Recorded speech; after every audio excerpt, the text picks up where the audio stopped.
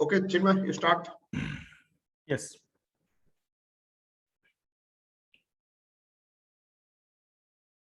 Okay. Complex regional pain syndrome.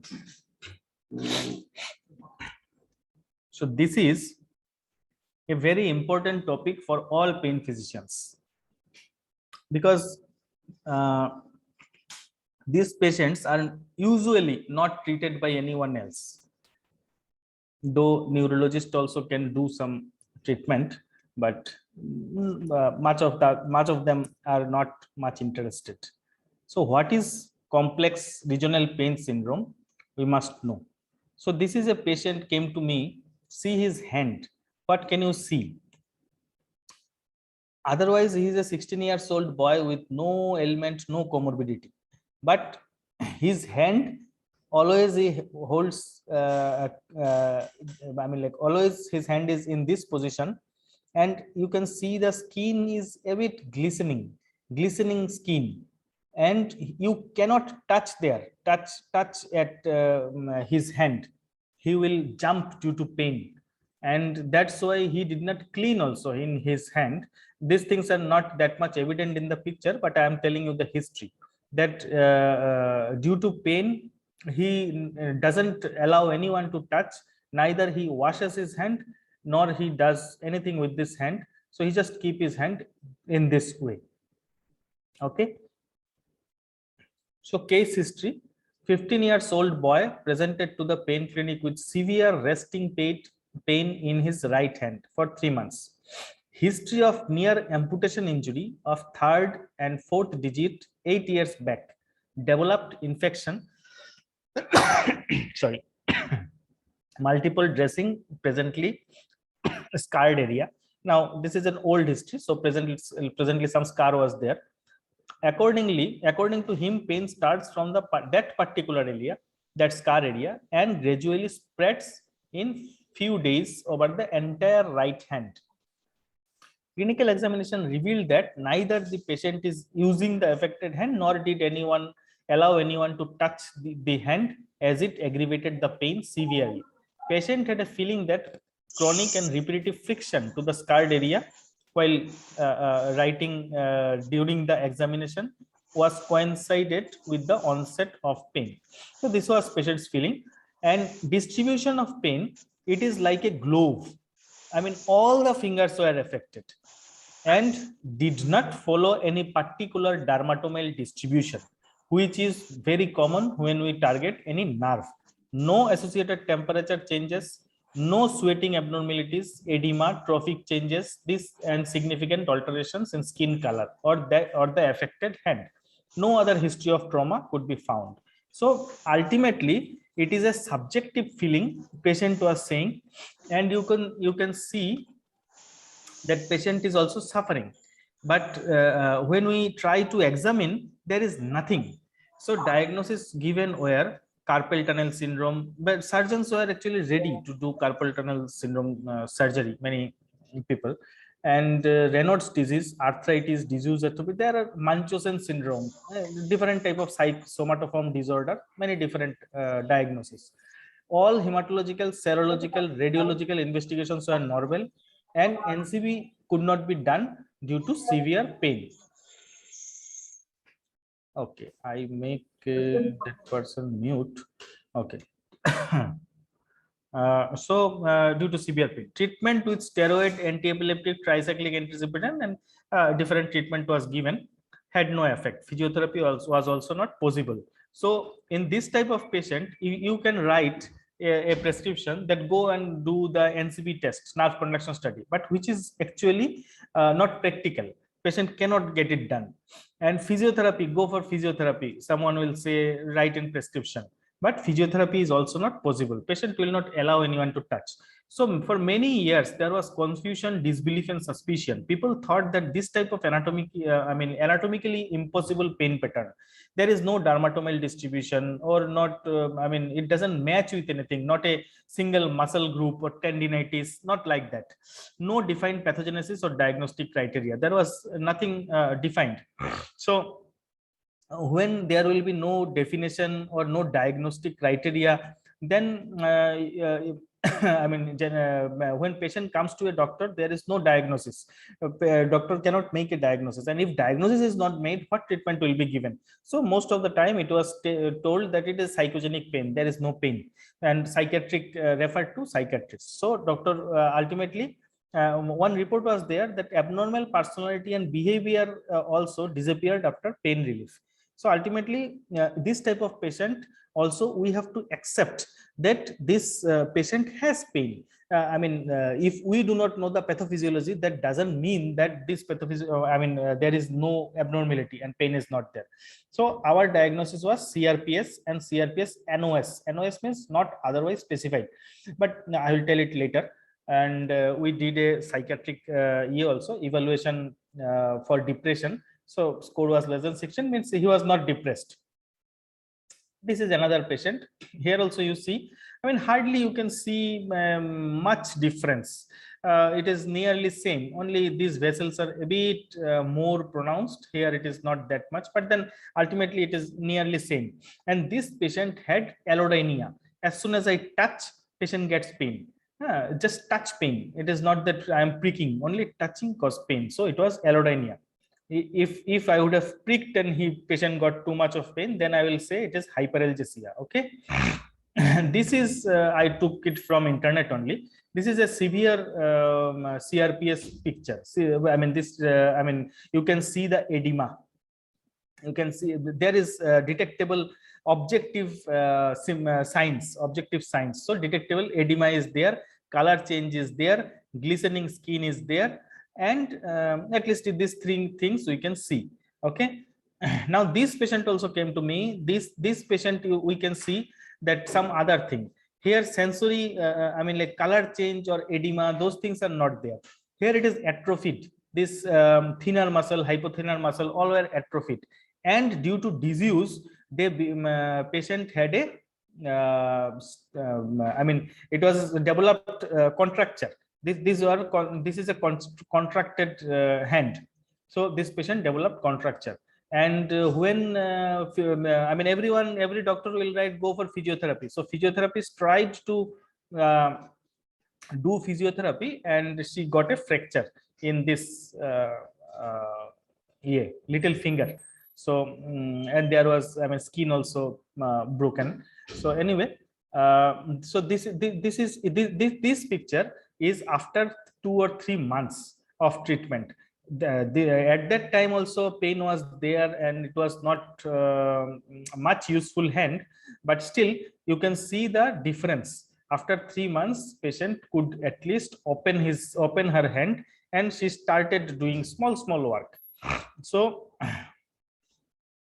this is a sign symptom of this is CRPS of leg.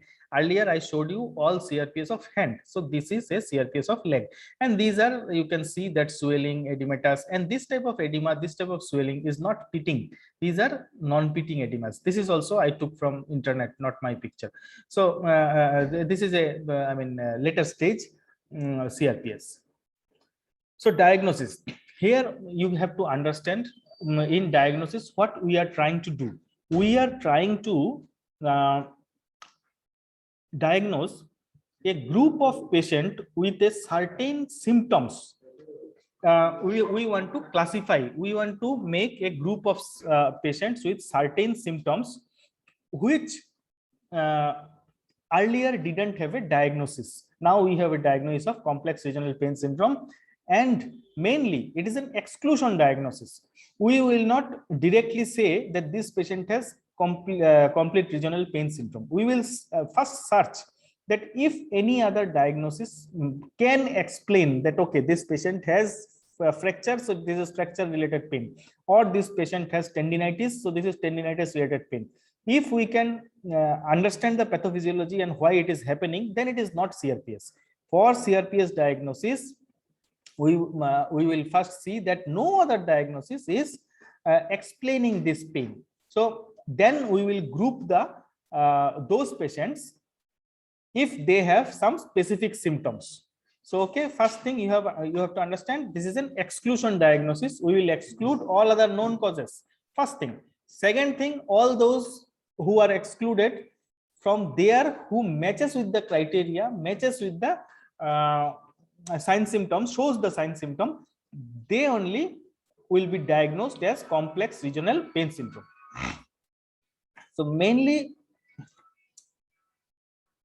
it is based on history and physical examination. So many diagnosis is based on history and physical examination.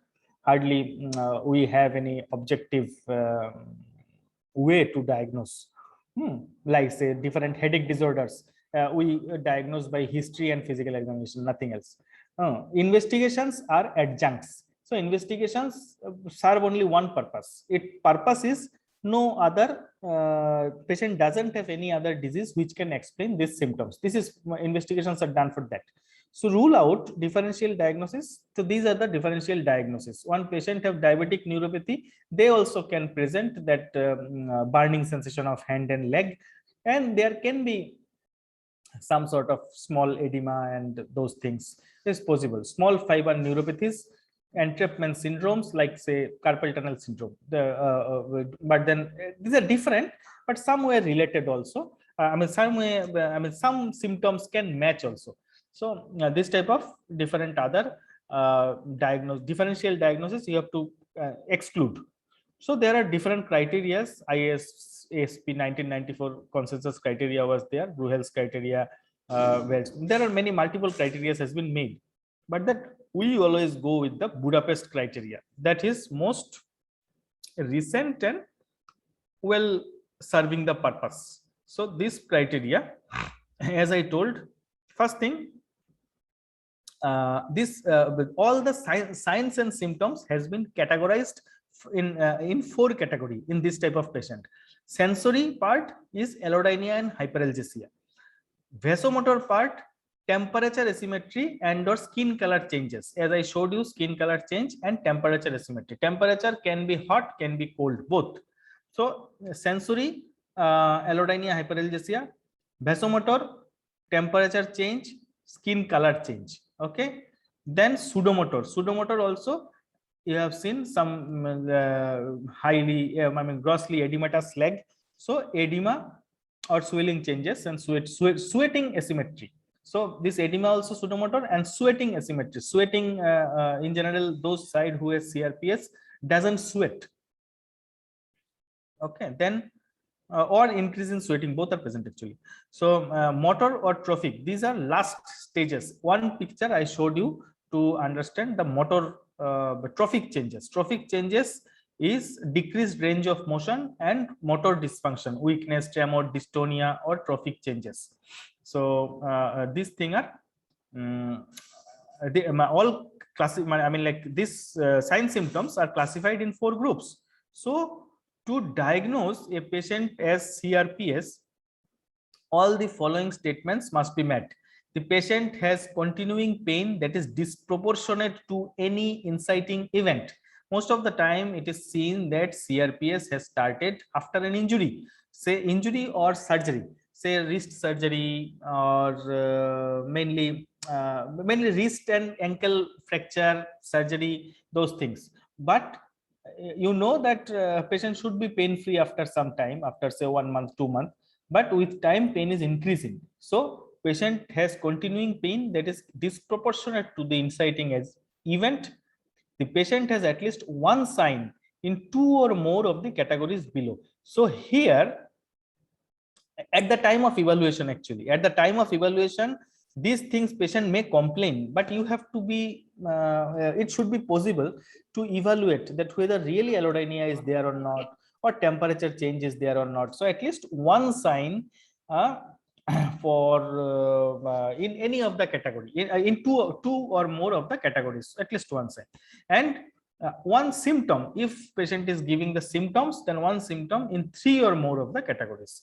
So symptom in 3 and sign in 2. So remember, and no other diagnosis can better explain. So first thing, disproportionate to any inciting event, and it is an exclusion diagnosis, and then one sign in 2 categories, at least 2 categories, and one symptom in at least 3 categories. Okay, so this is the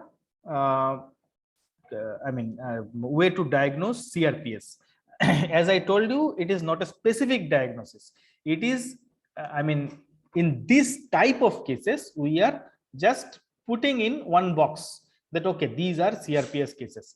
So there were many names given of CRPS. Earlier it was called reflex sympathetic dystrophy, causalgia, those things. So CRPS 1 and CRPS 2.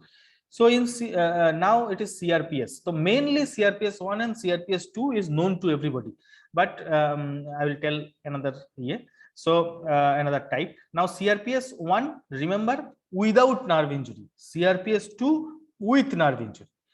Means in a CRPS 1 patient had some nerve injury earlier, which actually targeted, injured the nerve. Clearly, you know that sural nerve biopsy, if someone develops CRPS, that it is CRPS, that is CRPS 2 with nerve injury. And if someone has CRPS but says there was no such injury, then it is CRPS 1. So precipitating event sometimes, and here nerve injury is clearly most of the time precipitating event is there, peripheral nerve involvement, it is there. That is the main important difference. And why do you make difference between CRPS 1 and 2? Just to predict the course of disease, just to tell the patient what is patient's prognosis. Okay, so physiologic changes in affected limb. Okay, these are okay. Other signs, symptom, and everything. Most of the things are same in CRPS 1 and 2. Sign, symptom are same. Diagnosis is also same. So most just to make a prognosis, we separate them. Without CRPS 1 without nerve injury, CRPS 2 with nerve injury, and CRPS 1 is always dangerous because it progresses. It progresses without nerve injury. It progresses to atrophic stage, which I showed. But in CRPS 2, sometimes it doesn't progress and patient becomes all right also. That is also possible. Bone atrophy also seen in CRPS 1, but not in CRPS 2. And stages of CRPS 1, I will not go in detail, but acute stage, dystrophic stage, atrophic stage. So what I showed you, that was atrophic stage. One patient with a contracture developed. So that was atrophic stage. And dystrophic stage, if patient's limb is cool. And acute stage, when limb is swollen, red, burning. I mean, there is increase in there is vasodilation and increase in blood supply. But ultimately, dystrophic state, it becomes cool, and it looks like that it is there is no blood supply. So first stage is within weeks, then within months, and then atrophic stage for years after. कीड़ा लग रहा है यार. क्या लग रहा है तो ठीक है, but we must not. Okay. CRPS 2. Okay, these things are that much not needed. See, I have told about CRPS 2 also. So CRPS NOS. Why this CRPS NOS came? CRPS not otherwise specified. It came because it was seen gradually that with this classification, doctors are very much very much keen. Doctors always with this it was seen that always doctors want to match the criteria, and then they diagnose a case to be CRPS, and then they start treatment. But it was seen a large number of patients who do not meet that all the criteria. They may have, say, one sign at the time of presentation, and one symptom, one or two symptom from the 2-3 one symptom from two categories. So by definition, it doesn't meet the ISP definition, a diagnosis of CRPS. But then who will treat that patient?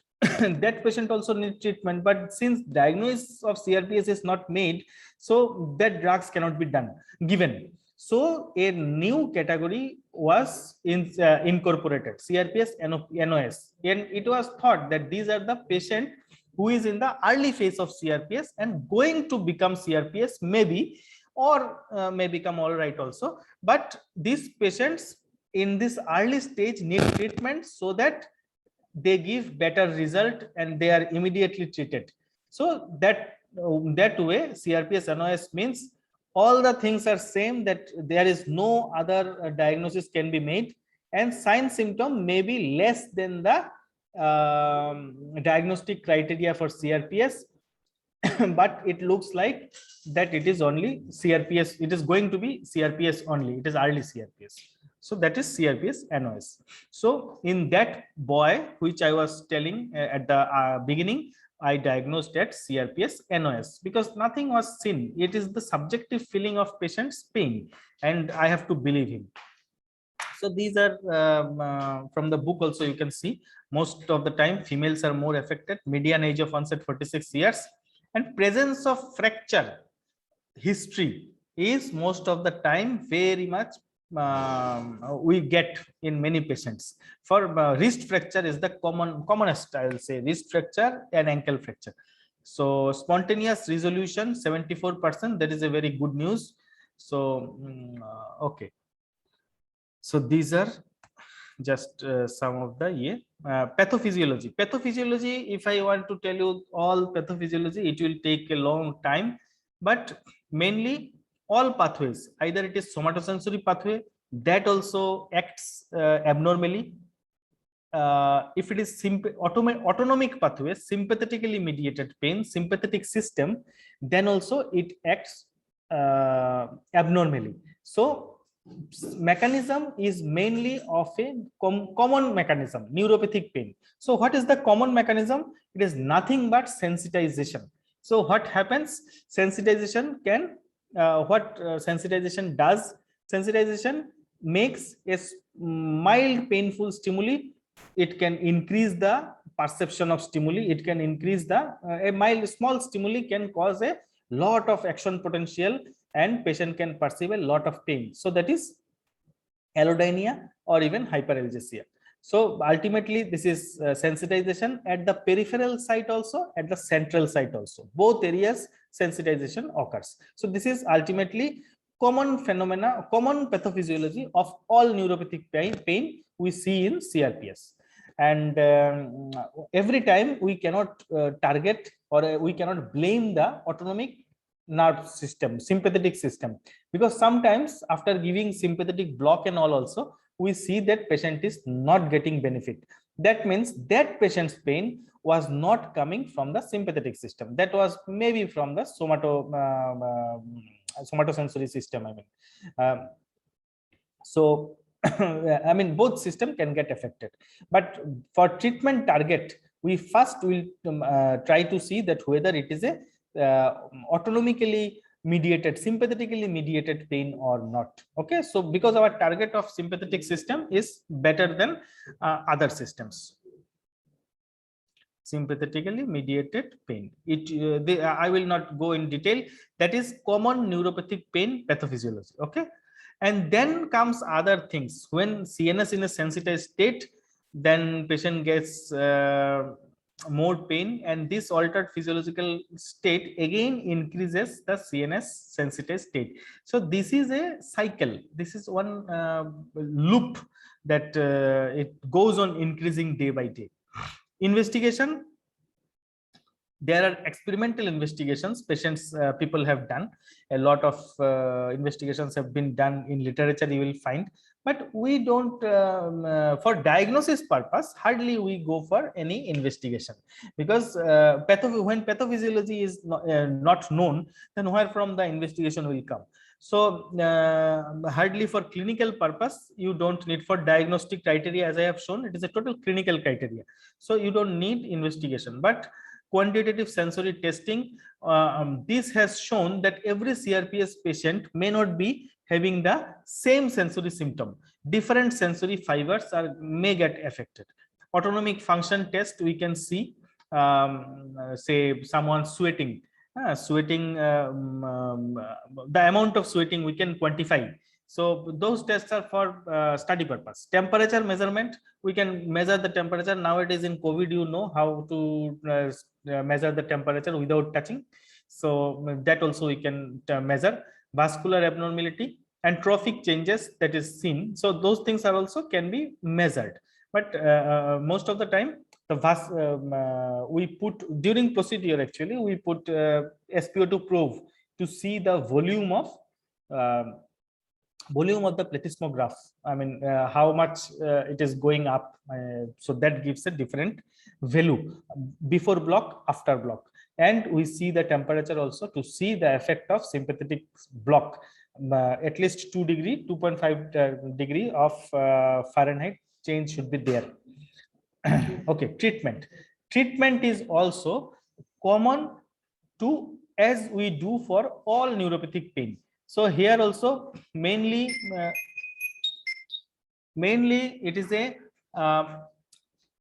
multidisciplinary treatment. It is a multidisciplinary treatment. Why? Because as I told you, if we relieve pain, then we will tell the patient to go to the physiotherapist for doing exercises, so that I mean, if patient has not used the muscle for a long time, that is atrophied, so patient will again start using so that patient can again muscles come in the normal place. So physiotherapy is a must.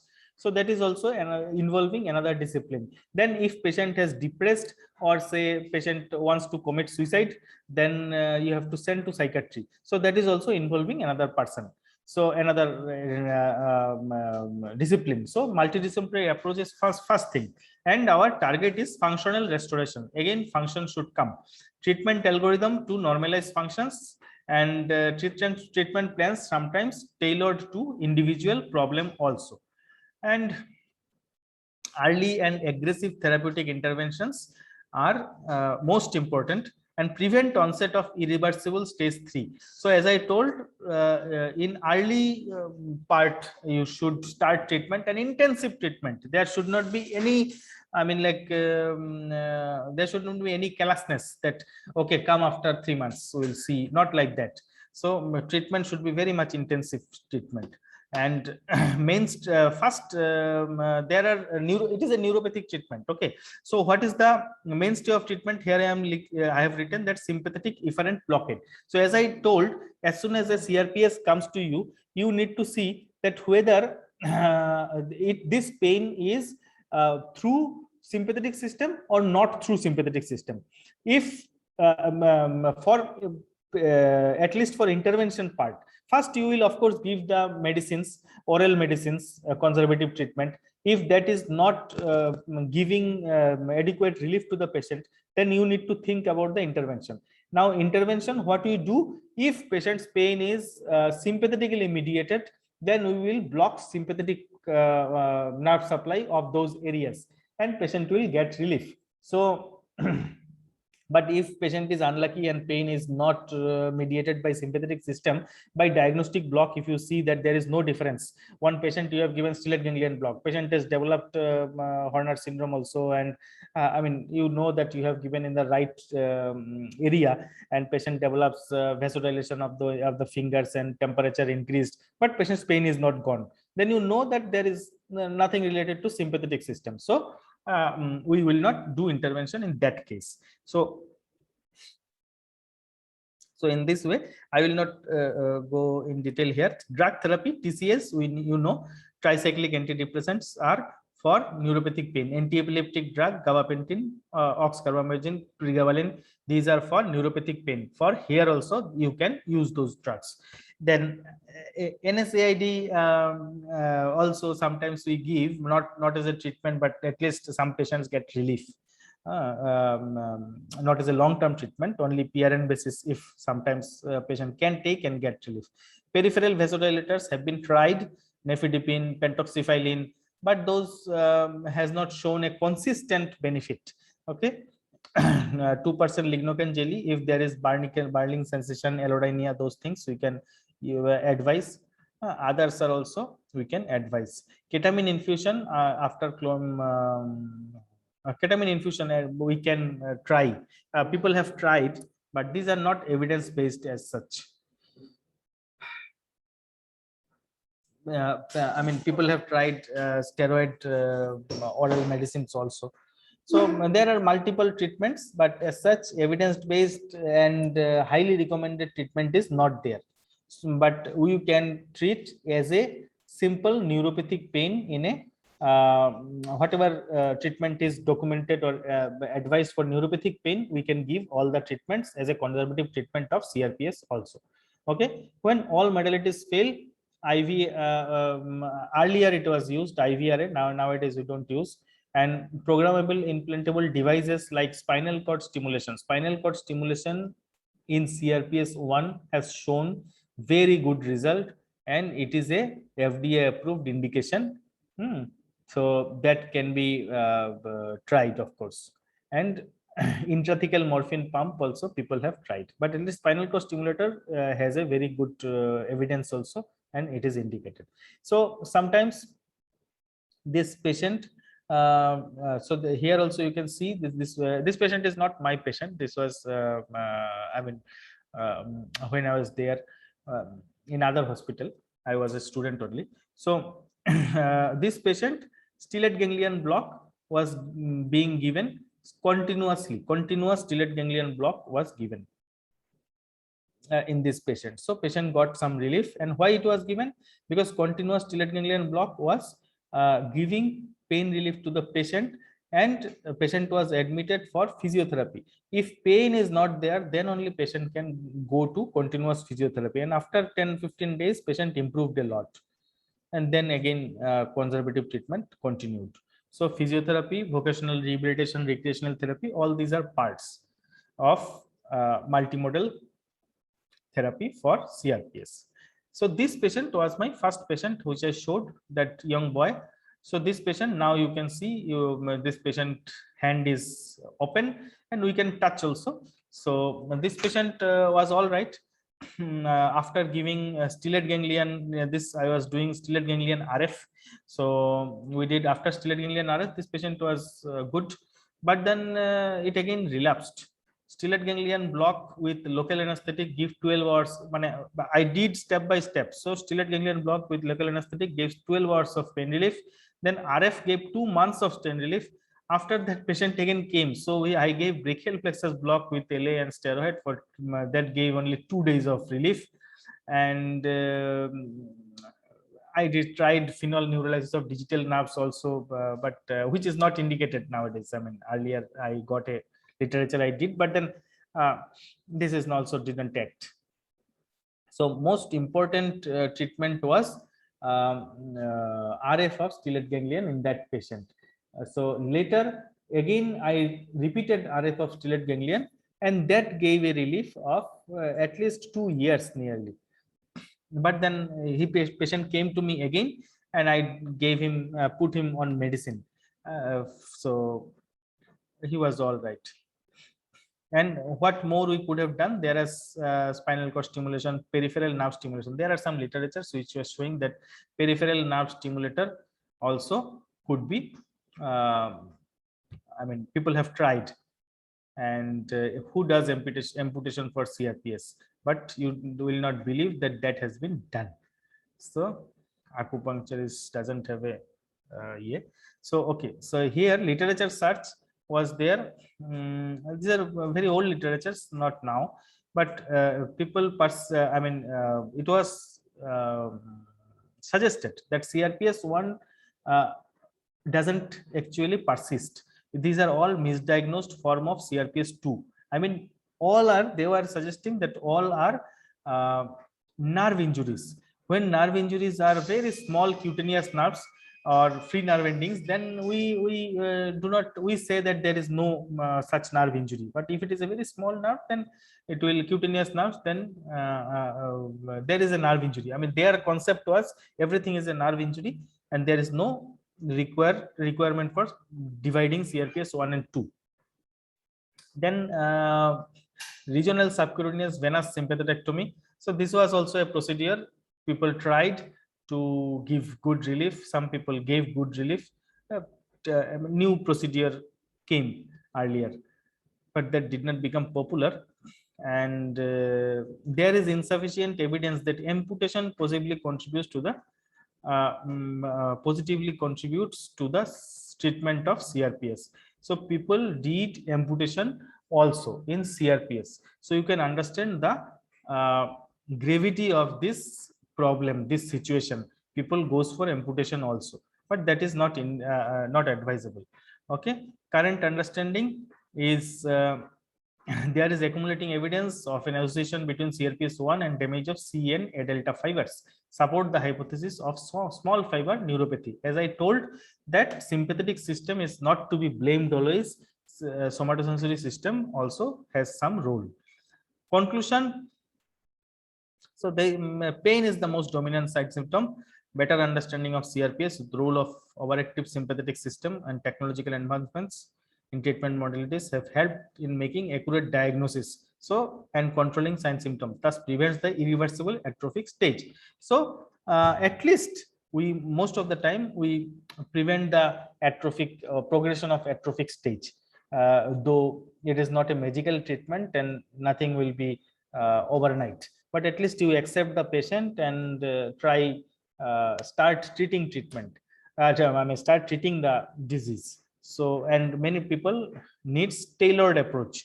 All, I mean, it is not a fixed approach for everyone. Thanks.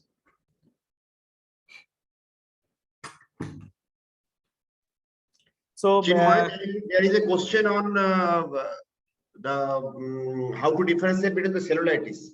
And I want to say, very recently we have seen one patient of cellulitis, which was diagnosed as CRPS, and also earlier otherwise also some real patient of CRPS, which has been diagnosed as cellulitis. So it is one of the very important differential diagnosis, cellulitis and CRPS. Some of the things are common. You know, if you're touching, patient might be having pain, which can be misdiagnosed as allodynia. If there might be rise of temperature, change of the color, glistening. So many of the features of the Budapest criteria will be matching, and it is a really differential diagnosis. So this is the question, Chinmay, that how to differentiate between these two.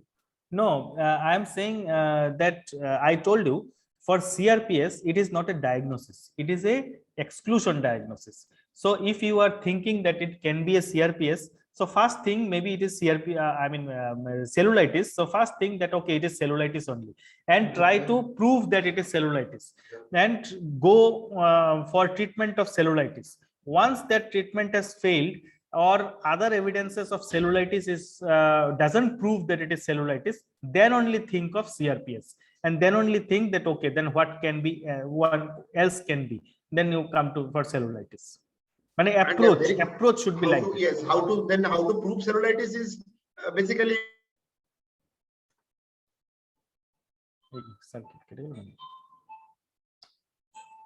internet necessary.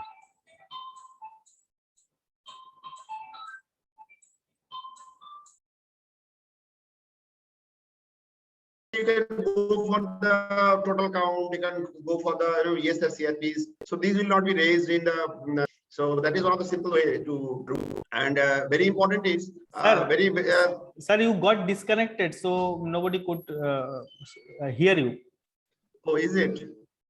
Am I audible now? I can see you nicely. I can. Okay, it's better. So what I was going to tell, that cellulitis can be diagnosed, or you told that cellulitis should be first excluded. So how to exclude? By total count, total blood count, ESR, CRP. So in cellulitis, so this should be raised. So even in the still in a doubt, you can have the treatment with antibiotics, aspirate, and see whether there is a cellulitis or not. So by that way you can prove. And if you can exclude the possibilities of the cellulitis, CRPS can be a diagnosis. And what is very important for the CRPS is, it's basically a form of exaggerated response of the body. Some trauma or something is like that, and body's response is very much exaggerated. And most important thing is, which group of patient or which group of person will be having this exaggerated response to the trauma is, nobody knows. So maybe the genetic predisposition might be a factor, but still many things are, we are in dark regarding the pathophysiology, how it happens. Many hypotheses are there, but nothing is proved convincingly. So thank you, Chinmay, for the nice. If you, any other questions, you can ask Chinmay. And as I was telling other day, that there are certain conditions which are very, very important for the pain physician. Means, you know, there is some conditions are there which should be treated by the pain physician. CRPS is one of them. So CRPS, post-herpetic neuralgia, you know, trigeminal neuralgia. There are some certain specific conditions which are the conditions which must be treated by a pain physician. So CRPS is one of them.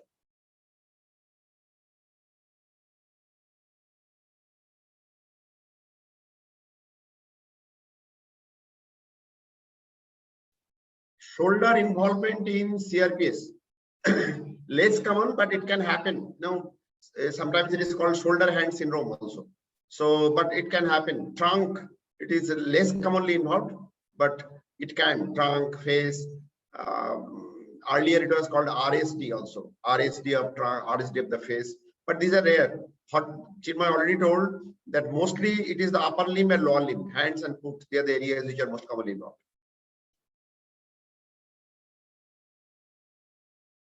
Okay, so Chinmay, if there is no question, Devjitya is ready.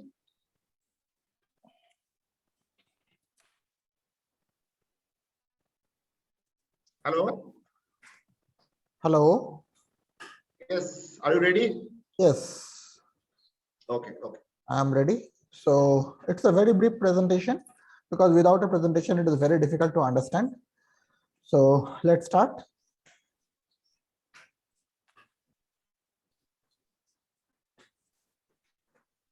So today I will be talking about the ultrasound of the celiac plexus and the superior hypogastric plexus. So previously we used to do both the blocks with the help of fluoroscopy, but nowadays as the use of ultrasound is increasing, nowadays it is a good way to replace the celiac plexus block with the ultrasound guided celiac plexus block from the previous fluoroscopic guided celiac plexus block. So what are the advantages of using ultrasound guided celiac plexus block is one of the very important advantages that it can be done bedside. You do not require a fluoroscope, an OT, full-fledged OT. It is possible if emergency necessary equipments are present, it can be done bedside with the help of the ultrasound, both the procedures. So let's start how to do that. So anatomy is not different, but indications are pain in the upper abdominal for the upper abdominal cancers. That is the most common indication for which we do. And next is the chronic pancreatitis, where the grade of evidence is 2B. Now we all know celiac plexus is situated in front of the aorta around the celiac plexus. Okay, so along the celiac artery. So from the aorta, the anterior branch emergence is the celiac trunk.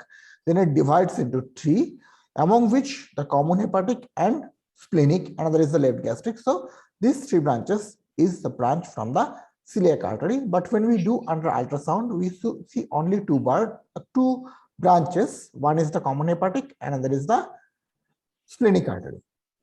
And it is situated at this place. Now, under ultrasound, under fluoroscope, we have blocked here, which is known as the splanchnic nerve block.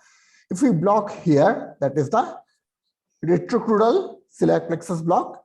If we block here, it is the transcrudal celiac plexus block. So in ultrasound, we always block at the anterior to the crura. Though it is not that we are passing through the crura, rather we are going from the anterior side either by puncturing the stomach or by puncturing the liver. Okay, there are two areas through which you can reach this area from the anterior side. So this is the celiac plexus, and these are the common hepatic arteries and the splenic artery. And here, this is the left gastric. You can see it is moving up. This is the left gastric artery. And here you can see the superior mesenteric artery. So if we scan in this plane, so what we'll be able to see, let me draw our scanning plane. So if we scan at this plane, okay, so it is becoming, if we scan at this plane, then what we'll be able to see? see, try to imagine this. So it will be like this. This is the abdominal aorta. So let me. This at the abdominal aorta will be like this. And from the abdominal aorta, this, imagine this is the branch above the abdominal aorta. So it will be looking like this. Then it will divide into two. Okay. So this is also known as the flying bird or seagull. That is why this sign is also known as the seagull sign. Okay. So we often say that we need to find out this seagull sign. Then we have to inject at this place or slightly proximal near the aorta. So these are the area where you need to put the needle. So let's see in the next picture how it looks under ultrasound. This is what you already know, the retrocrudal transcrudal thing. So here again, this is the schematic diagram where it is showing all three branches. Okay, this is the common hepatic. After that, there will be the IVC, then it is the portal vein. So you'll be able to see these structures. Now for the scanning, we'll start scanning just below the xiphisternum. Then we'll come down here, and sometimes pressure may be required while scanning this. And you need to do it with curvilinear probe. Here we need to find out three structures. One is the IVC, one is the aorta, and the other is the vertebral body, L1 vertebral body. Now here, while after getting this, if you give pressure, the IVC will definitely blanch and it will get the aorta. Now we need to scan the anterior wall of the aorta till we get this structure. Okay, this structure. So how we can get this structure? So this is previously okay. This in this picture, seagull sign is not good, but I am showing in the next picture. Okay, and this is the longitudinal orientation. Then we will get this structure. Okay, so this is the celiac artery, this is the superior mesenteric artery, and this is the abdominal aorta. So we need to find out first this structure. This is the IVC, then this is the abdominal aorta, and this is the spine. And we need to find out this seagull sign. Okay, so this is the common hepatic, this is the splenic, and this is the celiac. After getting this, so this is the seagull sign.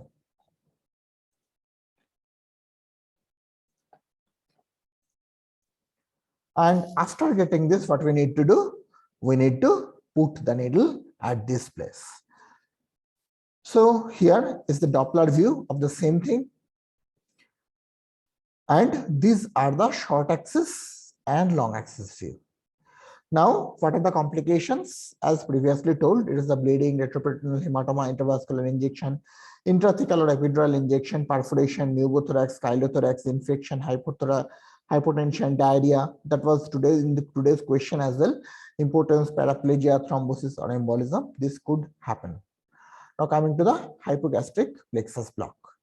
So again, it is almost similar. The indications and other things are almost similar with what we do under fluoroscope. Here we need to find out the Mickey Mouse sign. So what is that?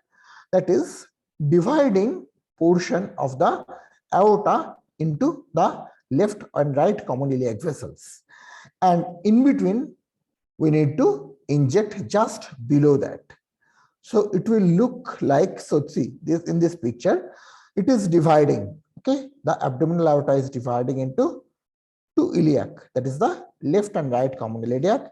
Then the IVC is also dividing. Okay, but we need to come down below that, and here we need to find out. See, if you press, then you won't be able to see the common iliac veins. You'll be able to see the only common iliac arteries. But before injecting, we need to release pressure to rule out that our needle is not at this place. Okay, it should not be at this place. That means our drug should not go inside the IVC. So we need to release pressure to check, rule out this area, and this is our area where we need to inject. Okay, so we need to hold the probe at this place, and then we need to see. It will look like this. Okay, so that is like a Mickey Mouse. So it is also known as the Mickey Mouse sign. Then in between this area, we have to inject the drug. So it is, drugs are all same as the fluoroscope. So it is the only difference is our approach. Instead of fluoroscope, we'll be using the ultrasound here. So let's go for the scanning.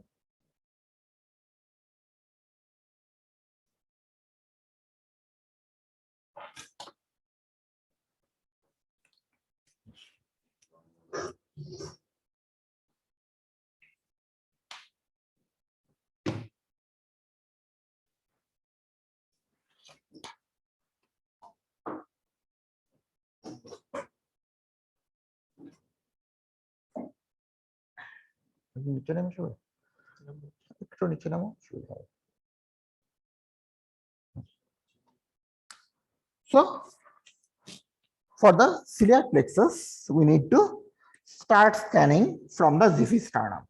And here we'll be using the curvilinear probe. You won't be using it, that there are the abdominal scan basically. So it's a deeper scan. We won't be using the linear probe, rather we'll be using this probe, that is the curvilinear probe. Now we are putting the aspect marker towards the left side. So it will be shown at the left side of the screen. So here, if we put, we see a large structures moving. So this is the heart, ventricles. Now we are coming down. Okay. As we come down, here it is important because sometimes gas shadow may obstruct our view. So here we have down below the xiphisternum and we are holding the probe like this. Now we can see the aorta.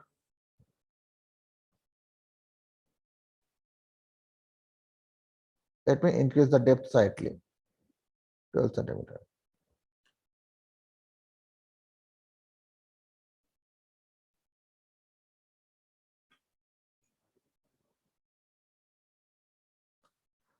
So we are able to see a bony shadow. As I increase the depth, we are able to see a bony shadow. Okay. So this shadow is of the vertebra. So below this portion, this is the shadow of the vertebra. This is the shadow of the vertebra. This is the shadow of the vertebra.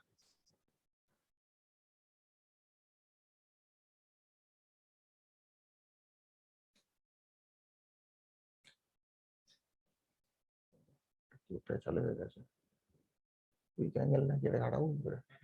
Quick angle na kete chale hoye geche. Cursor. No, the part of the.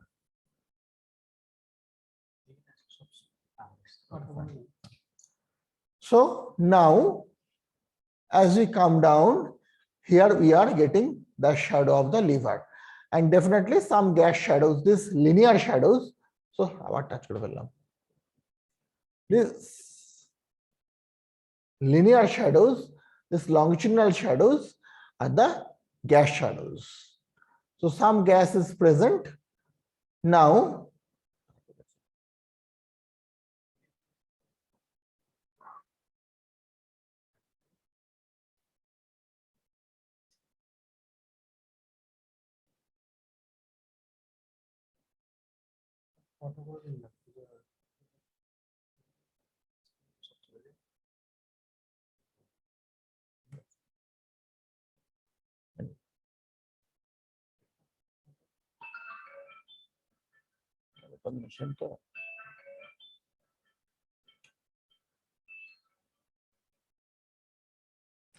now though the see, though lot of gas shadows are there, still we are able to see the aorta. Okay, so let's draw the aorta. I am putting a little more pressure because of the gas shadows, otherwise it will be difficult for you to appreciate. I have already seen the শ্বাসটা বন্ধ করে রাখো, এই mobile বন্ধ করো, শ্বাসটা বন্ধ করে রাখো একটুক্ষণের জন্য। See, can have you located the aorta? কোনো সাউন্ড নেই কেন, শুনতে পাচ্ছ তো? Are you able to hear me? Yes, we are able to hear you. So now can you see the aorta? No one is answering. Okay. Anyway, so from the aorta, a vertical column of blood is moving up. And it is dividing into left and right side. Today there is too much of this one. No, this one. Okay, today there is too much of gas shadows. So even with the pressure, we are not able to see it clearly. And this is not uncommon for the aorta. See, I can see the seagull. Chinmay, was you remove that line update, which is there in the center? New machine, actually we are having some difficulties, but the seagull is clear here. Okay, let us freeze. Chinmay, the freeze process. Okay, so let's draw the seagull. So we are able to see the splenic, the common hepatic. Okay, that is the common hepatic, and here it is the splenic. उल्टा बोल रहे, left side. What are this is actually तुम भूल बोल चो भूल तुम. You are saying you are drawing correct, but you are saying wrong. Okay, that is the left side. That is the splenic, and this is the right side. This is the right side. Okay, that is the hepatic, common hepatic, and towards that side, that is the tortuous splenic artery. The tortuous part is later, you cannot see, but you can see the origin of the splenic artery. And at this point, we need to put our needle, like let me draw the needle. So we need to put our needle, if you are going from the liver, then we need to put our needle like this. Like this. This is the place where we need to put our needle. But remember, here putting the needle near the celiac artery is good enough. You may not need to put exactly at the target because here the ganglia is large. So we are giving a large volume of the drug at this place so that it covers the whole area. That is why that much accuracy in needle placement is not there, but we need to put it near the aorta, near the celiac trunk. So you may not be able to reach the exact location of this area, but you have to come to this area. Or after seeing this image, you can slightly go proximal, and there in front of the aorta, you can inject. Okay. So next.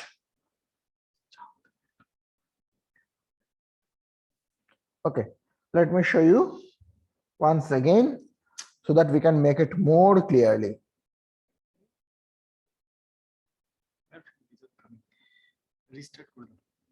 Okay.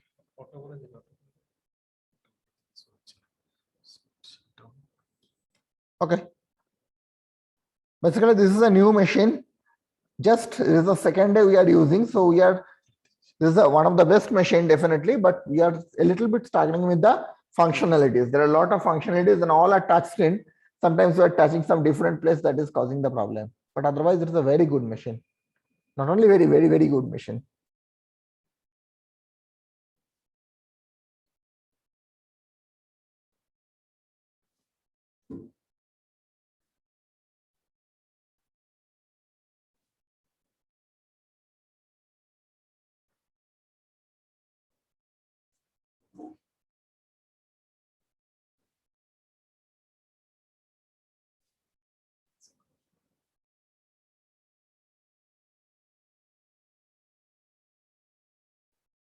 Delete.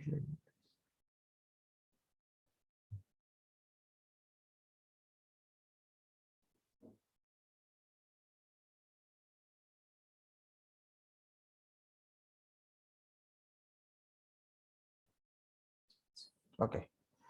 So let's change the probe first.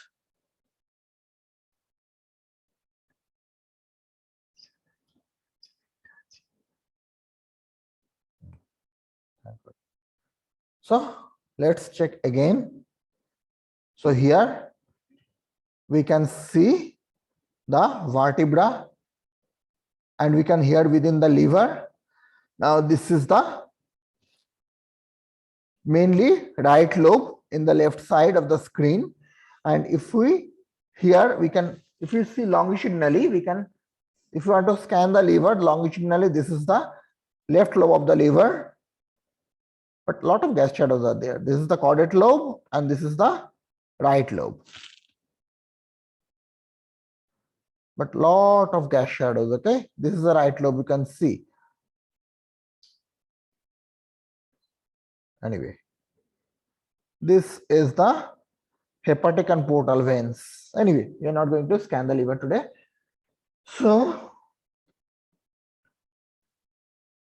see, I am near the focus, okay? We can see the seagull. So let me zoom a little, okay? The flying seagull. Okay, so let me give color so that you can understand where the seagull is. See the aorta and see from the aorta. Okay. See at the center, which is taking color. Let me stop the respiration.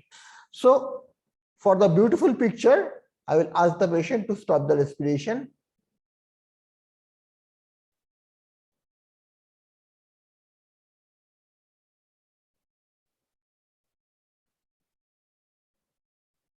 No, color is not taken properly because a lot of gas shadows are actually obstructing today. So their daylight shadows are all gas shadows. So here we cannot do anything. We have to put pressure. Now see, this is the upper portion of the seagull we are able to see. Now here, this is the celiac artery. Okay, so we can see a gush of blood coming up from the aorta and then it is going right and left. Okay, so this is the, see carefully, see, this is the celiac artery, celiac trunk. Okay, and then it is the common hepatic and gastric. Okay, at this portion, try to give color.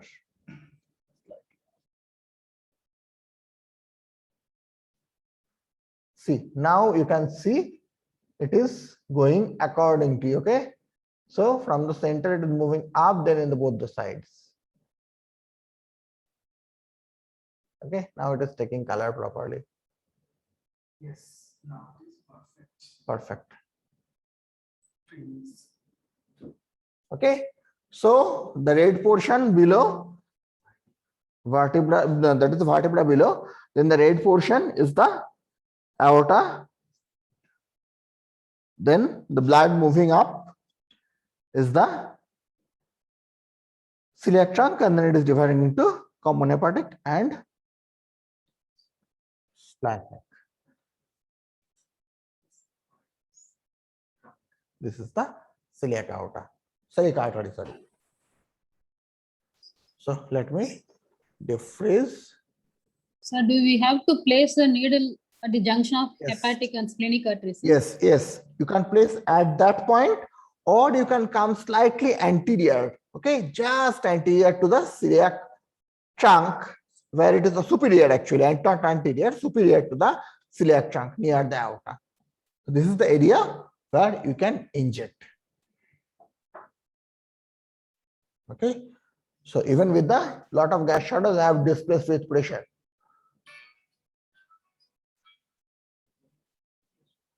Now, just a minute.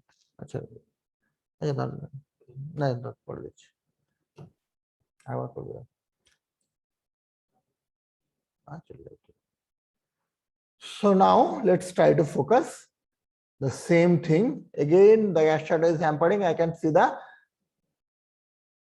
aorta and the superior mesenteric artery. Okay, but again, let me apply pressure. Otherwise, the shadows are hampering. Okay, the artery, some part of the heart you can see. Then we can see two arteries and aorta. One artery moving up and one artery coming down. Okay, This is today, it is not the best picture, but still it is visible. Okay, this is the superior mesenteric artery. That is the what is drawn is the superior mesenteric artery. The aorta is down, that is the aorta, and here this is the celiac trunk. Okay, this is the longitudinal view at this point. Okay, so now you can again see the aorta clearly. Then let's try to see the other two.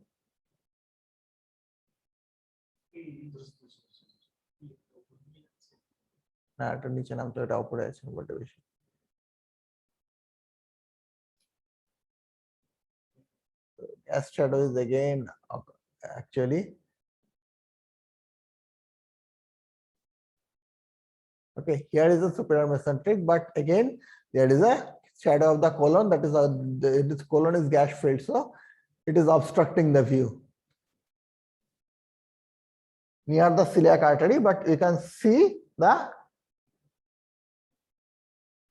SMA part.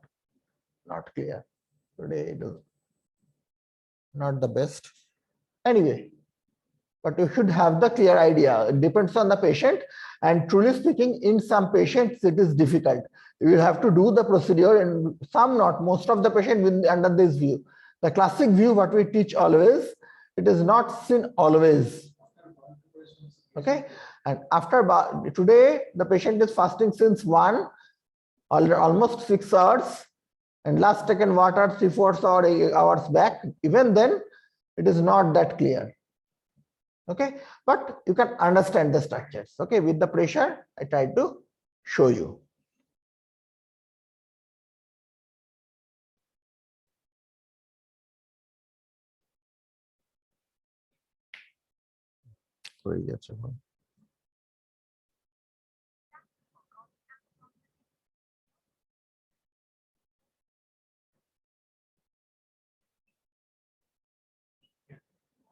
Okay, now delivery.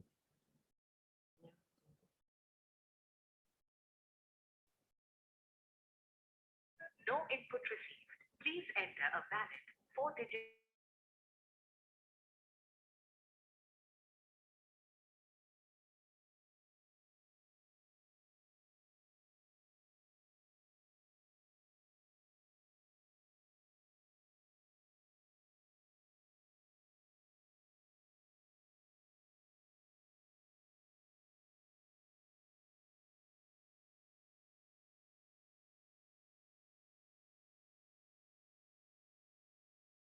So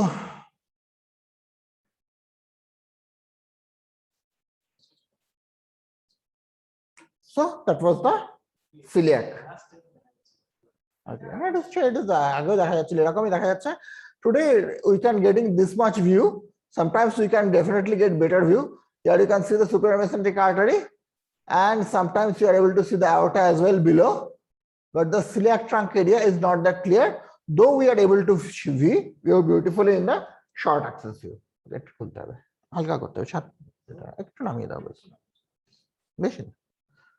So next we need to follow the aorta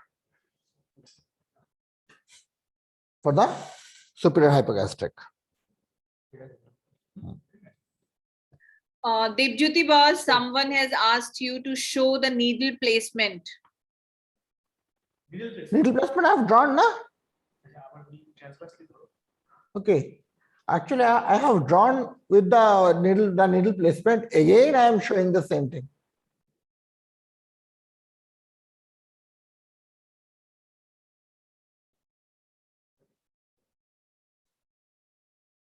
So liver coming down.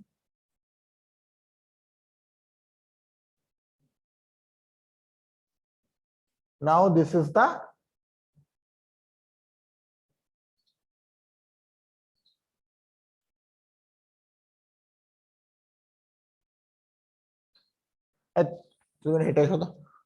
walk a little. Just a minute.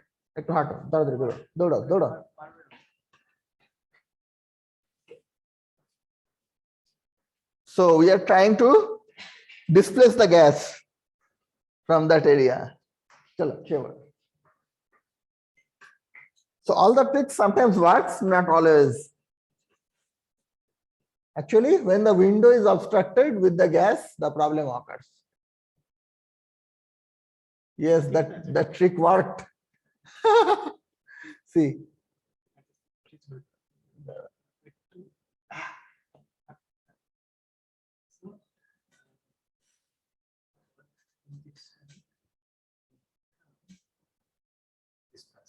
Okay, so this is the needle placement. This is the seagull, the wings of the seagull.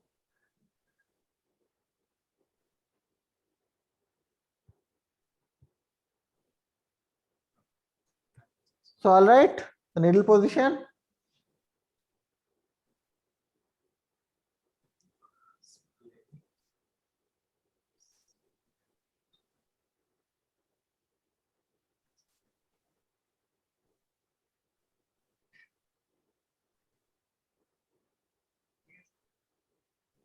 Sir, needle entry, which side is ideal, sir? Either right side or left side? Sir? Nothing is ideal, nothing is wrong.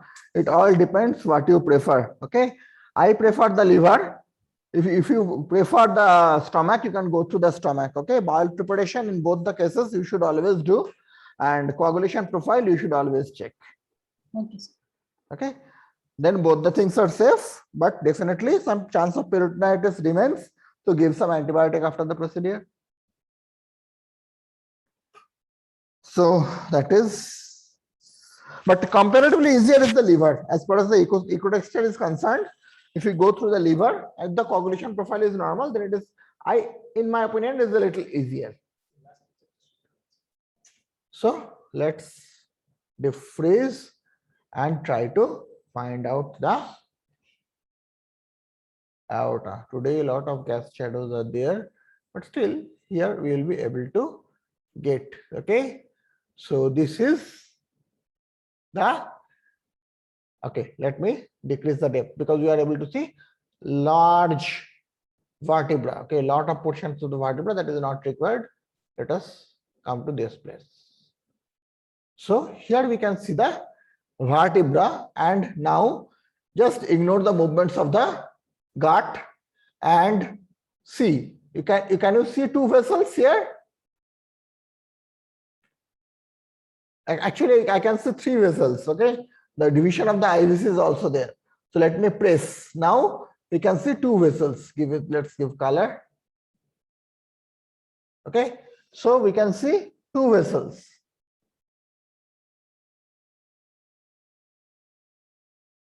In front of the vertebra. Now, as I am relieving pressure, then we will be able to see the bifurcation of the IVC as well.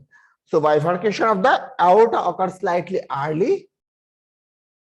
Here we can see both the aorta. Let me remove the color. The aorta and IVC, this is proximal. Okay, so this is the aorta towards the right side of the screen, and the vessel slightly towards the left is the IVC. How we can understand? Just give pressure. Okay, so what will happen? The IVC will be shrinking, the aorta will be pulsating. All right, so what we can see is the aorta. Now as I am coming down, then we can see the IVC in the side, but aorta starts dividing. The aorta starts dividing. Let me reduce the depth further for the better view. The aorta is one. Now it is the right and left common iliac vessels. Now the next, the IVC will also divide, and see below the aorta, divisions of the aorta, the IVC is dividing into two. Now at this point, both the aorta and IVC, both are divided. So let me release pressure. Then you can see this medially, the divisions of the aorta, and laterally, the divisions of the IVC. Slightly move up, then IVC, this is crossing over the vertebra. Now it is the after the division. So after the division at this point, try to see the Mickey Mouse. Can you see the Mickey Mouse? The ears of the Mickey Mouse, ears, or it is the hairs, black hairs of the Mickey Mouse. Okay. So if this is the picture, then exactly the center. Okay. Can you draw the needle entry, needle way, needle entry? No, not from that. No, centrally you cannot go. You have to either come from the left side like this. Yes. Here to here. Okay. So that is either left or right. That is the area where we need to go. So this is a beautiful Mickey Mouse, and that is the how to do this procedure. The superior hypogastric plexus block under ultrasound. Sir, we have to come down below the bifurcation of IVC, sir. Definitely, because otherwise there is a chance that you see IVC we are giving pressure and then it is blanching, but as we removing pressure it is coming back. So we need to come even below that. Otherwise what will happen when we will reach there, accidentally you might inject the hole in the IVC.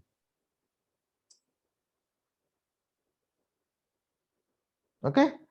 Okay, sir. So now what we are saying is some branch of IVC or aorta, sir?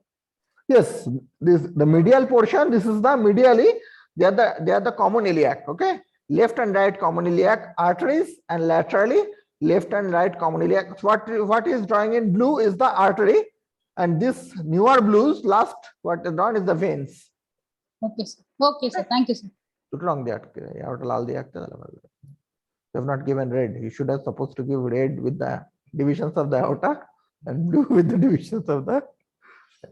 Okay, so that was all about this procedure. So any questions from anyone?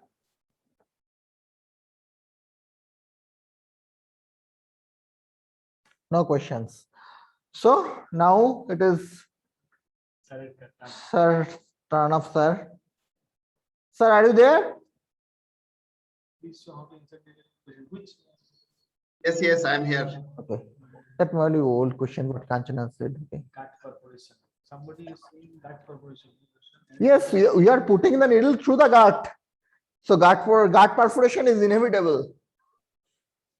But it is a fine needle, so nothing happens. Like it is similar to that your aspiration, what we do in emergencies. Okay. So I will start.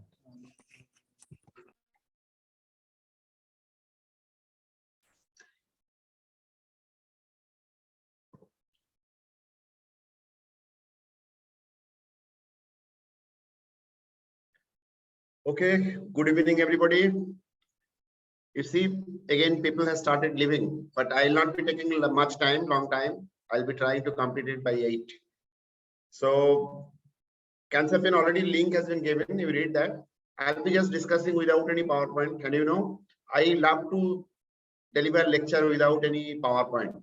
And you know why?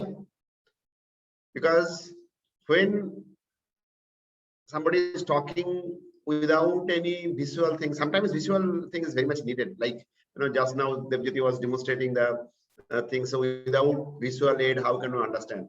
But many times, you know, when we are talking without a PowerPoint, without any picture, without any writing, so what happens? It is your imaginations which are basically growing. It's like telling a story and showing a picture with the same story. When you are telling a story without any picture in the background, so your imaginations can fly, and you know that is sometimes better than, you know, with having a real picture. With the real picture, your imagination cannot grow. Anyway, so let us start. So I don't have any PowerPoint. I'll be just focusing on the basic aspect of the cancer pain management. So first of all, we should know how cancer pain is different from the other kind of pain. Other kind of pain means, if we are going back to the the basic class, you can remember. So we discussed. So pain based on the mechanism, we are having few types of pain. Number one is nociceptive pain. So what was nociceptive pain? Nociceptive pain is a pain where it is because of the non-neural tissue damage. Non-neural tissue damage is responsible for the nociceptive pain. So what is happening here? So nociceptors are getting stimulated with a noxious stimuli, thermal, mechanical, chemical. They are generating action potentials that is carried by the brain, and we are feeling pain. So this is a nociceptive pain. Second kind of pain is a neuropathic pain. So what is neuropathic pain? That even without a tissue damage or a tissue, like in phantom limb pain. So in phantom limb pain, what is happening? So tissues are not there, but the nerve is damaged and that is causing pain. So phantom limb pain is a classical example of the pain. In fact, in our article, the phantom limb pain was given the example just to explain what is neuropathic pain. And the third kind of pain, which is recently given by IASP, International Study of Pain, is a nociplastic pain. So where there is neither a non-neural tissue damage or a neural tissue damage, and there is still pain because of the dysfunction of the nerves. So this is called nociplastic pain. And a pain can be a combination of either of these three. It can be a combination of the nociceptive, neuropathic, and all those things. So in cancer pain, all these things are there. All these things will be there means there can be a nociceptive pain because a tumor is growing, it is causing the mechanical pressure. It can cause release of the chemicals causing the inflammation of the nerves.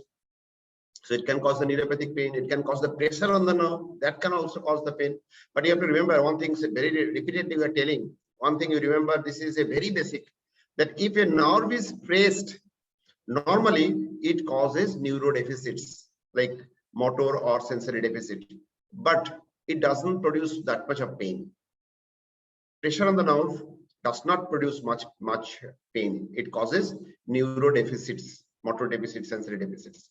But if it causes the demyelination, if it causes the inflammation, then it causes pain. And all these things can happen in the cancer pain. That means the basic mechanism of the pain is same like the other kind of pain. But what is the difference?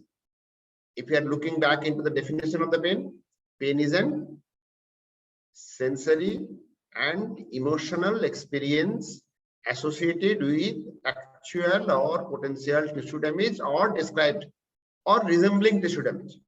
That means tissue damage, neural tissue damage, non-neural tissue damage may or may not be there.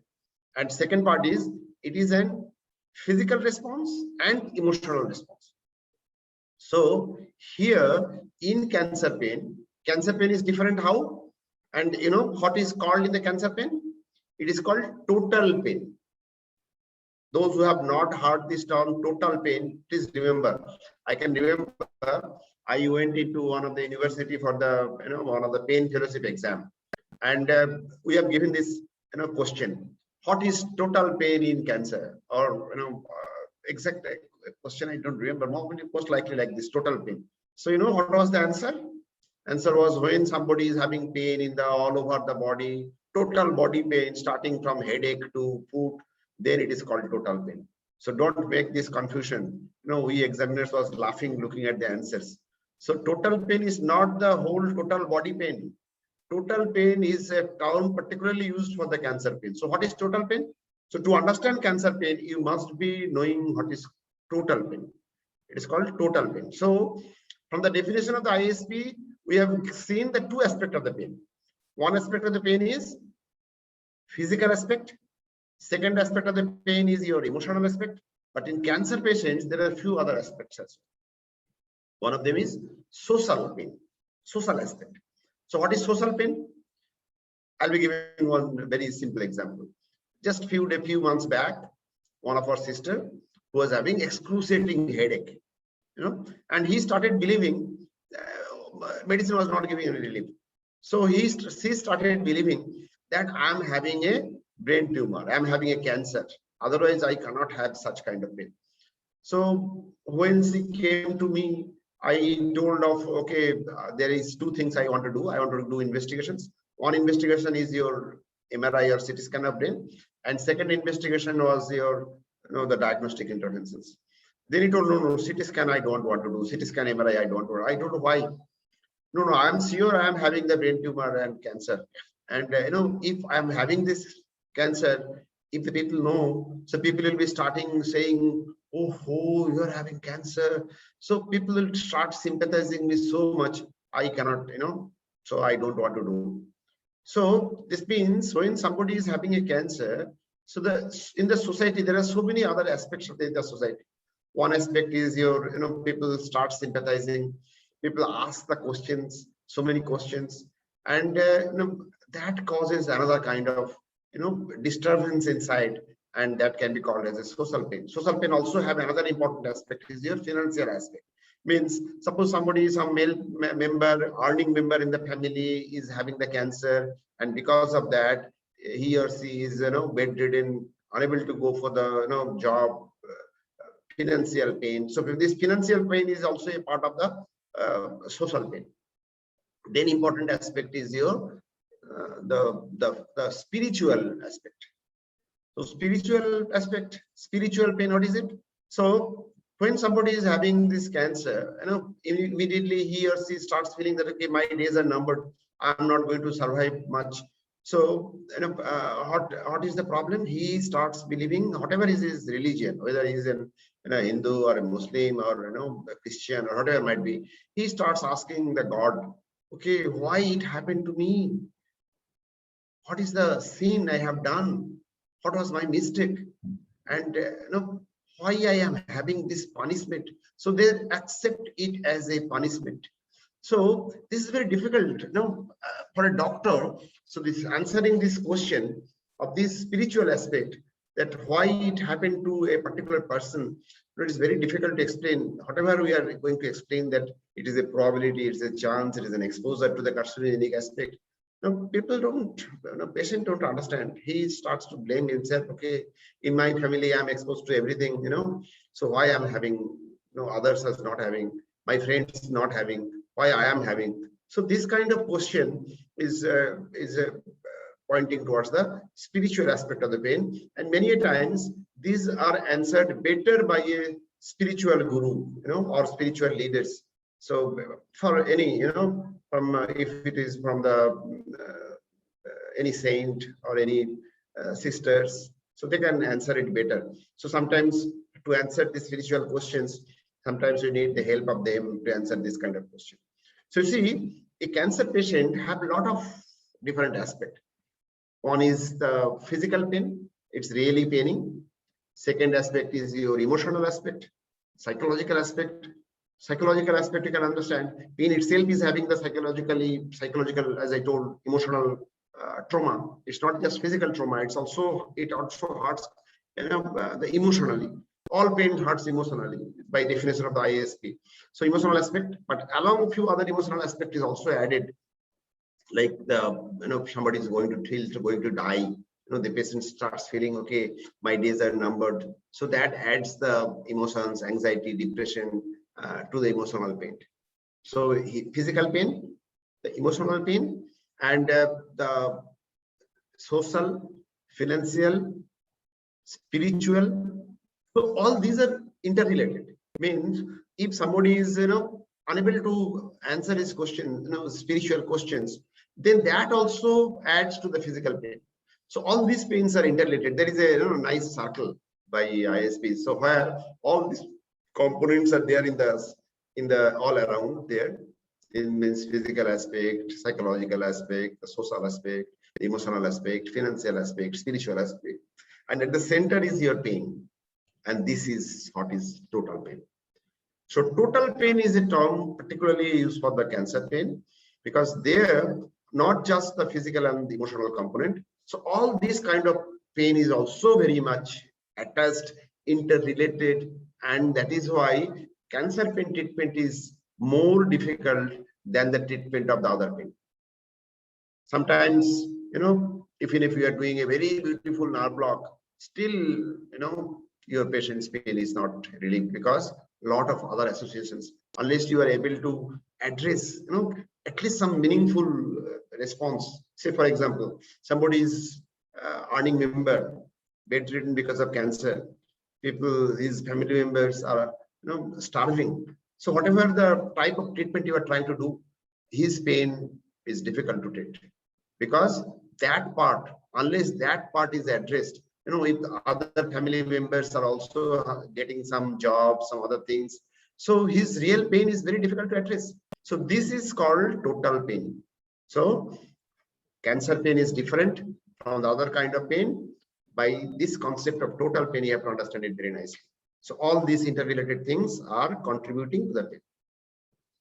So now, next, another very important aspect of the cancer pain management I'll be tying. So this is mechanism pathophysiology. I already told it is not different from the other kind of physical pain. That means there is nociceptive component because of the the pressure, mechanical pressure, release of the chemicals.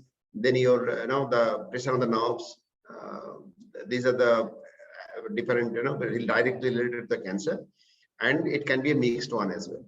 So this is a mechanism of the pain and the concept of the total pain. So now I'll be coming to the management part in short. All these we are talking in brief about the general principle of the cancer pain, and I'll be stressing particularly on the morphine later on, how to prescribe morphine, what is the starting dose of the morphine. This is one of the very basic pain. All pain physicians, whoever is thinking of managing pain, should be having this basic idea, these questions, what will be the starting dose of the morphine or like that. So before that, let us discuss a little bit about the WHO ladder. You all know about the WHO ladder.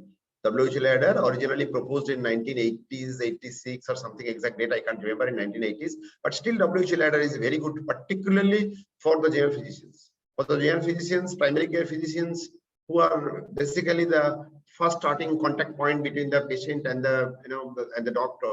So primary care physicians, this is one of the very simple way to treat the cancer pain. WHO ladder is also applied to the other kind of non-cancer pain as well, but classically it is for the cancer pain. So what is there in the WHO ladder? So first step, second step, and third step. This was the original proposal by WHO. So first step means the patient is having the mild pain, and that should be managed with a non-opioid drug. Non-opioid drug means it can be a short course of NSAIDs, it can be a paracetamol. So this is the first step. Next step, you should be adding, along with the non-opioid, you should be adding opioids, weak opioids. Weak opioid means, say for example, tramadol, codeine. So this kind of weak opioid should be added. And WHO ladder step 3, here the strong opioid. Strong opioid means it can be morphine, it can be fentanyl, it can be buprenorphine. So these are the 3 most strong opioids available here. So these are on the third step. And in all these steps, you may need to add an adjuvant drug. When, particularly if the patient is having the neuropathic component, then you should add an adjuvant drug or co-analgesic drugs. So again, all of you know, still let me repeat it again. First step is for the mild pain. We should be adding a non-opioids. Means some NSAIDs. NSAID means ibuprofen, the diclofenac, or paracetamol. Simple paracetamol is better because you can use it for the longer time. If you are using NSAIDs, you cannot use it for the longer time. Then next step is the non-opioid plus opioid, weak opioid. The weak opioid mostly available is the tramadol and codeine. And the third step, still the severe most pain, then you should go for the strong opioids like a morphine, like a buprenorphine, like fentanyl. And in all these steps, if you feel that there is an neuropathic pain component, then you can add an adjuvant drug or an co-analgesic drug. So now, later on, there is a 4th step proposed. 4th step was interventional pain management. So in the 4th step, initial proposal was that if the pain is not still managed with this drug by the WHO ladder, by the 3-step drug, you can go for the interventional pain management. Say for example, just now we have seen suprahypogastric plexus block, celiac plexus block for managing this kind of pain. But the recent amendments proposed for this WHO ladder is, the drawback of the WHO ladder was you need not go by the steps. You're trying first step, second step, third step, not like that. If you feel that the patient is having the severe pain, without trying the first step or second step, you can go directly into the third step. Remember this. This is having a misconception amongst the many, that should we always try the first step, second step before starting going to the third step, or can you go directly for the interventions without trying the first step, second step, third step? Answer is yes. You can go with any step directly. So this is the change from the initial WHO suggestions. Initially, you was told that okay, go by the ladder, first step, second step, third step. But nowadays, the thing is, if you feel that this patient is very severe, or if you feel that the intervention is going to give the very best results, say for example, there are lots of studies are there to tell that the celiac plexus block in pancreatic cancer, in early stages when the pain is severe, not distal metastasis, these patients are the best patient for the pancreatic CA. So here you need not try the opioids, strong opioids or weak opioids. You can go directly into the celiac plexus block. Same way, if somebody is having the pelvic malignancy, you need not try the first step, second step, third step before going into the hypogastric plexus block. If you feel the pain is very severe, if you feel that there is no distal metastasis, you can jump into the superior hypogastric plexus block directly. That means nowadays this concept little bit of change. What is that change? That you need not go to the ride in the ladder. No need of riding. You can jump into the third step. You can jump into the fourth step directly, depending on the individual condition. That means individual patient. There is no universal rule for everybody.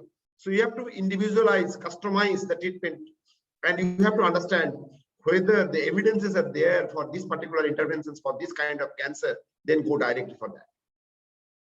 So this is a little bit about the WHO ladder. Though still some of the drawbacks are there, but still WHO ladder is considered one of the very good, the simple guidance, particularly to the newcomers who are in the cancer pain management. Now I'll be going little bit about the basics of the interventions. Detail of the intervention you have seen, like celiac plexus, like the superior hypogastric plexus. As I told you other day also, sympathetic block is one of the very important for the neurolytic blocks. If you're doing a neurolysis in the sympathetic block, there'll be no motor loss, there'll be no sensory loss, and that can be giving a very good and long-term results. So now, what is neurolysis? In the class already mentioned that if you are ablating the pain carrying nerve, that is called neurolysis. So mostly neurolysis is done for the pain management, particularly the cancer pain management, but sometimes it is also done for the treatment of the spasticity. If somebody is having the spasticity, if you are doing the motor block, the second order neuron block, or then what will happen? Then the lower motor neuron block, then you can give the flaccid paralysis, and that can be helpful in the spasticity. So spasticity, neurolysis is a treatment option, but that is not for the pain management. For the pain management, the most important indication is your cancer. And what are the ways to do the neurolysis? Already I discussed some other day, starting from the surgical neurolysis, chemical neurolysis, radio frequency, cryo. So all of these things can be done in the cancer patients as well. So what are the advantage of the neurolysis? Advantage of the neurolysis is you can give a long-term pain relief without a regular drug in the higher dose of the drug with their side effects. Say for example, if somebody is taking the many other drugs, adjuvant drugs, morphine or other kind of drugs. So if you're doing a very nice with the celiac plexus block, your quality of the pain relief will be much better without much of side effects. And there are studies. We are proud that one of such studies was very initial studies by one of our the pain physicians from the Tata Cancer. So where they have taken the two group. One group of the cancer patient, CA pancreas, was given the morphine group of drugs, and another group of patients of the CA pancreas patient was done the celiac plexus block. And the quality of life and quality of the pain relief was assessed in these two groups, and which has shown that the celiac plexus group performed much better. Means their quality of the life was, quality of the pain relief was much better than the other group who was treated with the morphine group of drugs.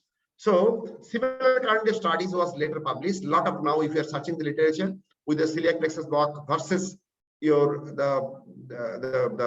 oral opioids for the management of the CA pancreas patient, you'll be getting lots of this kind of, the comparative analysis, and all studies are proving that the celiac plexus block is a much better pain management option rather than giving the opioids. So similar kind of studies are also there for the pelvic malignancies. So in the pelvic malignancies means CA bladder, CA uterus, and this kind of, the pelvic malignancies. Again, the superior hypogastric plexus block is much better than managing these patients with opioids. But we have to remember that the neurolysis, so the advantage of the neurolysis, that means quality of the pain relief, the quality of the life is much better if you are comparing with the oral medications. Apart from that, another very important thing is these patients can join their normal duties. Many times if the patient is on a higher dose of the opioids or the other drugs, so they feel drowsy, they feel sleepy, and they cannot do their normal duties. So if you're doing a celiac plexus block or any other neurolytic block, the patients can join their normal duties. Third important aspect of the advantage of the neurolysis is that, the total cost of the therapy in the long run might be proved to be the economical in case of the neurolytic blocks. And those patients, suppose somebody is coming from the remote, but the access to the morphine is not there.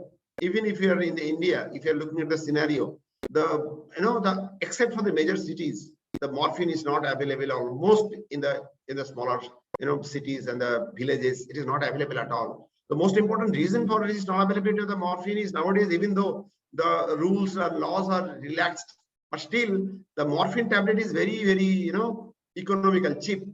And medicine pharmacies, medicine shops, they are not interested because their profit margin is so minimal. And on the contrary, they have to make so much of a paperwork that even they are not interested to keep morphine tablet in their medicine shop. So availability of the morphine is a real problem if you are going beyond the larger cities. And having this kind of drugs traveling 100 kilometers or 200 kilometers to have some morphine tablets is a real problem. So if you are doing a neurolytic block and leaving this patient to a remote area, this is another very important, the advantage of doing a neurolytic blocks. But disadvantage are there. Initial cost is a little bit higher. You need to have the equipments. You have to have the that kind of the facilities available to do the neurolytic blocks. It cannot be done in the OPD. In the how the facilities, OT facilities are not there. It cannot be done in the OPDs. Most of the procedures cannot be done in the OPDs. So there are the few disadvantages, but otherwise, neurolytic block in the cancer patients are proved. So now coming back to what are the neurolysis done in the cancer patients? As you already told, the most important neurolysis done is the sympathetic blocks. But apart from the sympathetic blocks, there are a few other intervention pain management procedures which are very important. Say, for example, the neurolysis of the somatic nerve. Sometimes it is done if the somatic nerve don't have much of important motor function. Say, for example, somebody is having the secondary trigeminal neuralgia because of the facial cancer, maxillary cancers. This is not uncommon. We have also done few cases. We have published also this trigeminal gastrin ganglion block for the secondary trigeminal neuralgia because of the cancer. And again, it gives an excellent result. So sometimes these are done, but keeping in mind that doing a somatic nerve block, neurolysis, always there will be chances of the sensory loss, numbness. And numbness, we are not that much of worried, but more worried we are about the motor loss. Suppose somebody is having the cancer in the suppose, say, for example, head of the humerus. There is the secondary metastasis and there is severe pain. So are you going to do the brachial plexus block neurolysis? We can't do, because what will happen? The patient's the hand will be, the motor loss will be there, sensory loss will be there. And this kind of peripheral nerve block can cause also the deafferences and pain. I told you in one of the class that if you are doing the peripheral mixed nerve, then there is a possibility of the motor loss. And as second important part is there might be the deafferences and pain. And that is the reason why the peripheral nerve neurolysis is not a automatic choice. Sympathetic is an automatic choice wherever is the possibilities. Otherwise, trigeminal nerve block is done. Few other peripheral nerve blocks sometimes done, but mostly avoided, particularly if it is involving the somatic nerve. Second, motor nerve. Second important way of doing the neurolysis is your epidural and intrathecal neurolysis. Epidural and intrathecal neurolysis once was very popular when other, this kind of peripheral nerve neurolysis or other kind of, the intrathecal pump and other things was not available. Then the epidural neurolysis with the phenol or alcohol, intrathecal neurolysis with phenol and alcohol was popular. And if you are reading the books, anesthesia books, already it is mentioned, intrathecal neurolysis, how to keep the patient's positions. That means one-sided block. Suppose somebody is having the right-sided leg pain. So you can inject the alcohol and keep the affected side up because alcohol is hypobaric. So alcohol will be going up and it will be ablating only the right-sided nerves. And vice versa. If we are injecting phenol, then the affected part should be the dependent part so that the phenol will be going down and will be ablating the affected part. But these are, nowadays very less commonly done because we are having the other better options to take care of this kind of pain. So this kind of intrathecal neurolysis is, not commonly done nowadays, but very recently, within the last few years, some of the cancer hospitals in the UK has started this kind of intrathecal neurolysis with a, giving some results. So there is again the newer popularity, gaining popularity of this intrathecal neurolysis, but keeping in mind intrathecal neurolysis is always, always have potential risk. I can share my experience. When I started my career as a pain physician, I can remember I was, joining one of the cancer hospital, and that in that cancer hospital we were not having much facilities. Means in that cancer hospital, it was in the late 90s, early 2000, and CM was not popular. There was no CM. There was an OT. So what we used to do, we used to do some of the blind techniques with the steroid injections, steroid ganglion block. Sometimes we was doing, but other option up to us was epidural and intrathecal neurolysis. So we used to do it. Most of the times, the major motor loss, bladder bowel loss was not there, but few cases had this motor loss. And gradually, when the other options are available, nowadays we are having the radio frequency with which we can ablate specific nerves, specific nerve, dorsal root ganglion without damaging the motor nerves. So these are the much better options with which we can take care of the pain without having the intrathecal neurolysis. So intrathecal neurolysis is, the more of historical part than the present. Current recommendations for the intrathecal neurolysis is also not there. So this is about the neurolysis. Apart from the neurolysis, there are few other interventional pain management procedures which are very effective in the cancer patients. The most important of them is your intrathecal drug delivery system. So intrathecal drug delivery system, or intrathecal, sometimes we call it intrathecal morphine pump, because in this intrathecal drug delivery system, most common drug which is used is your morphine. So what is done here? So here you are having a pump. It's like a, like this size, and it is having a reservoir where you can have the, the volume you can inject from 30 cc to 60 cc, depending on the type of the pump. Some pump have the reservoir capacity of 30 ml, some has the reservoir capacity of 40 ml, and some have the reservoir capacity of 60 ml. These are the three types of reservoir capacities are available. You are putting that in the subcutaneous tissues, and you are putting a very fine catheter, which you are placing into the intrathecal place. And the pump will be delivering the drug into the intrathecal space. What is the advantage of it? Advantage is, if you are calculating the morphine dose, so 300 milligram of oral morphine is equivalent to 1 milligram of intrathecal morphine, or 10 milligram of the epidural morphine. You should all know this calculation. That means if you are giving 300 milligram oral morphine, and if you are giving the 1 milligram intrathecal morphine, these are equivalent. So where the patient needs morphine, where the patient is having good relief with the morphine, so instead of giving oral morphine where the dose might be escalated, so you can go with the intrathecal morphine, and that gives very good results. Another advantage of this is, this morphine will be getting, all over the body. Suppose somebody is having the METs, pain is there from the many different parts. So that is one of the important contraindication of the neurolysis. Suppose somebody is having the CA pancreas, but now the cancer is not limited to the pancreas. So now there is a distant metastasis. There is a, the bone mets of the different parts, the iliac bone, the vertebral bodies, the femur, the humerus, So you cannot go for the neurolysis for all those different areas. So your option is either give the oral morphine, or still better choice is your intrathecal morphine. So intrathecal morphine, this is the advantage.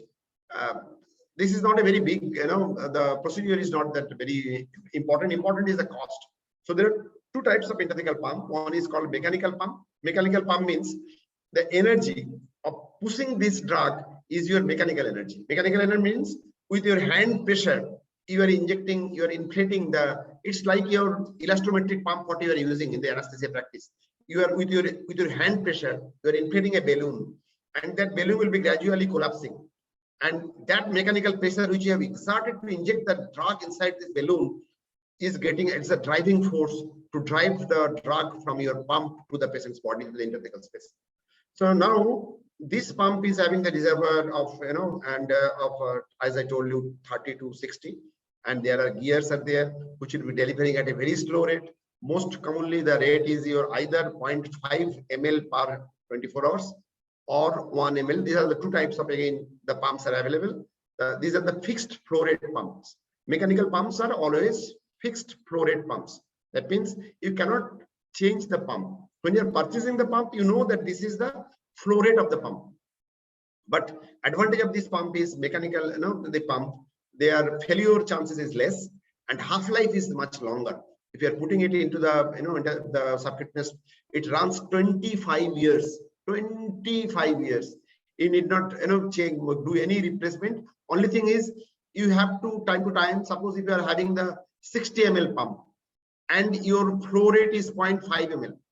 So 60 ml pump, 0.5 ml flow rate means 120 days this pump will last. That means once you are inflating the volume with the 60 milliliter of the morphine, then that will be lasting. You need to change it, refill again after 120 days.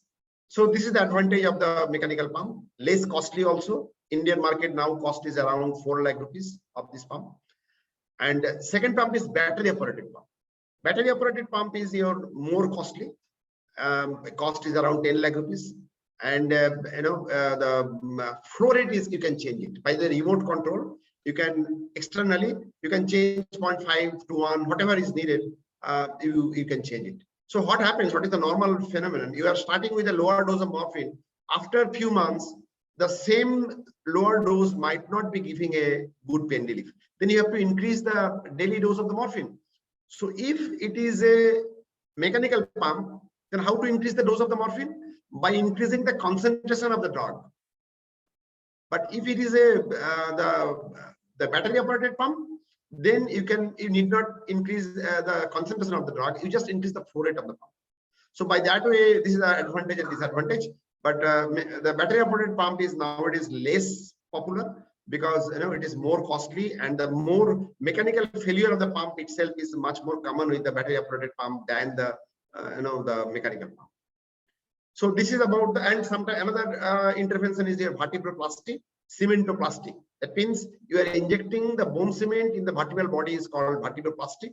If you are injecting bone cement into a bone secondary mate, say for example femoral head, say for example the iliac bone or the humeral head, you can inject the bone cement into that the osteolytic lesion. So this is called cementoplasty. So cementoplasty and vertebroplasty are the other interventions done.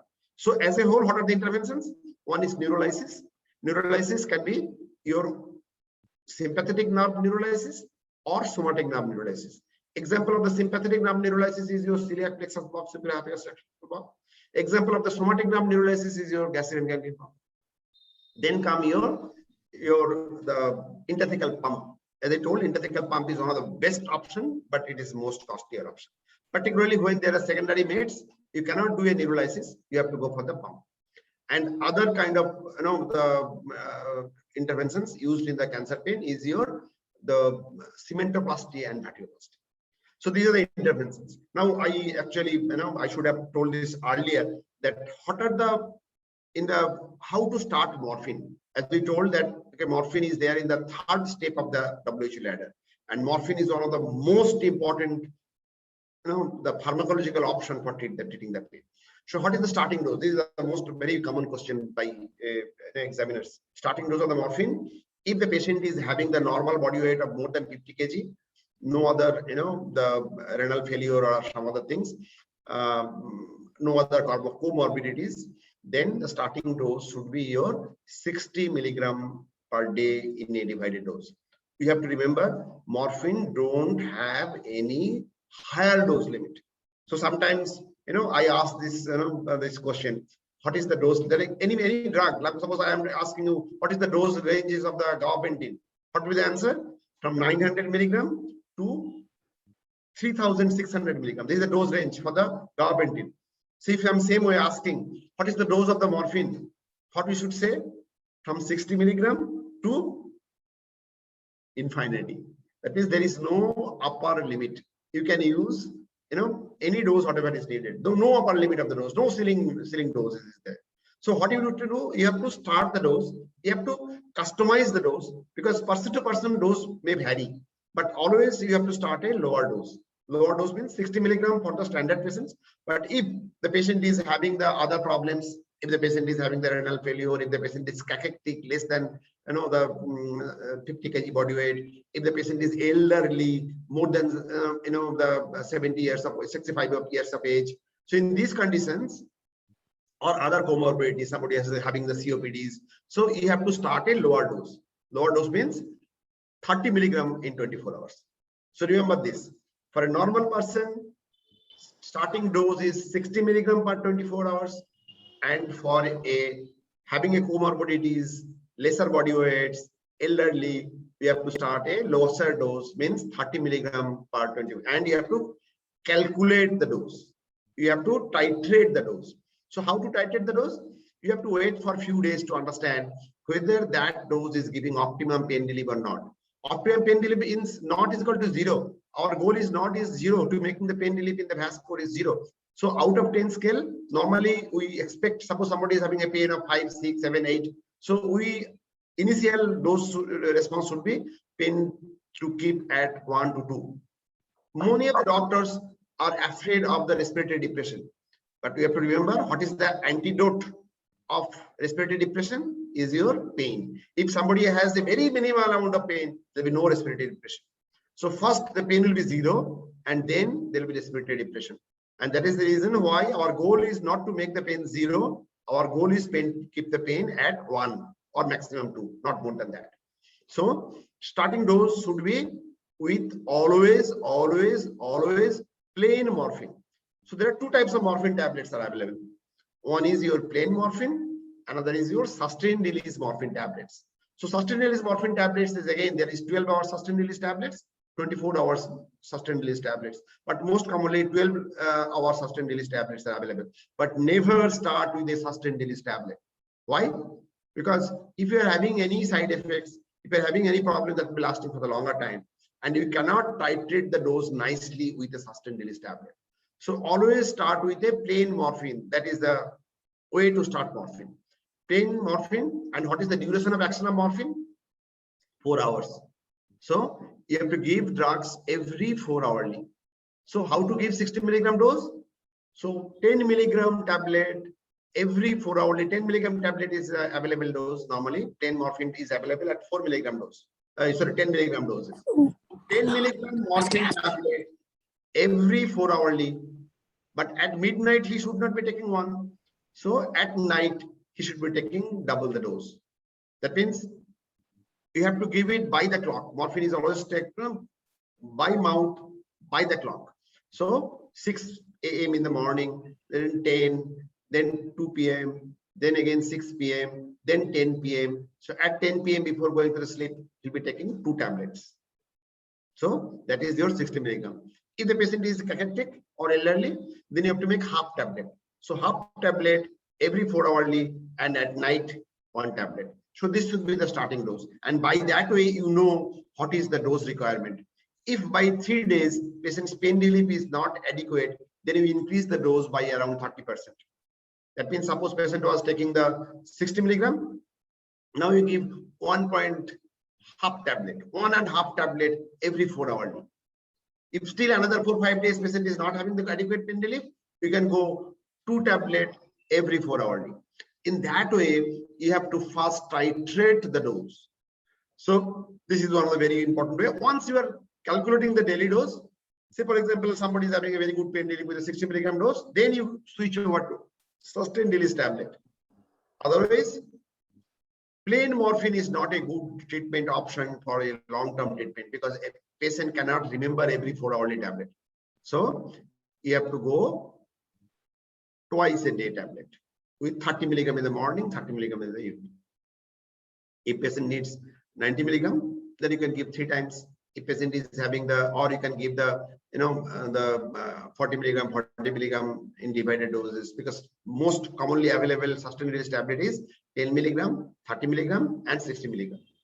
And another very important aspect to remember, there is a call in the cancer pain is what is called breakthrough pain. So what is breakthrough pain? Breakthrough pain means sudden rise of the patient's pain in an adequately managed pain. That means whole day pain was fine. Suddenly in the evening pain is increasing. That is called breakthrough pain. What is the mechanism of breakthrough pain? Breakthrough pain has 2 important mechanisms. One important mechanism is suppose patient is getting the 12-hourly sustained release tablet, and now his dose is going to increase over the period of the time. Normally dose is going to increase. So now after 2-3 months, he has taken tablet in the morning 6 p.m. He should take another in the 6 p.m. 6 a.m. he has taken, and at 5 p.m. his pain is suddenly increasing. That means the blood level is not exactly horizontal. Blood level is little bit of, so at the end, after 12 hours, after 11 hours, the blood level might not be adequate to control the pain, and that is called breakthrough pain. So breakthrough pain, the most common mechanism is end of the dose failure. That means sustained release tablet, the blood level is reducing and the pain is starting. Another mechanism of the breakthrough pain is incidental pain. Suppose somebody is having a fracture, no pain, suddenly he started standing, he has vertebral fracture and he has pain. He is lying down, no pain. So this is another kind of breakthrough pain, or it is better called an incidental pain. So this kind of pain are normally maintained with additional dose of the opioid.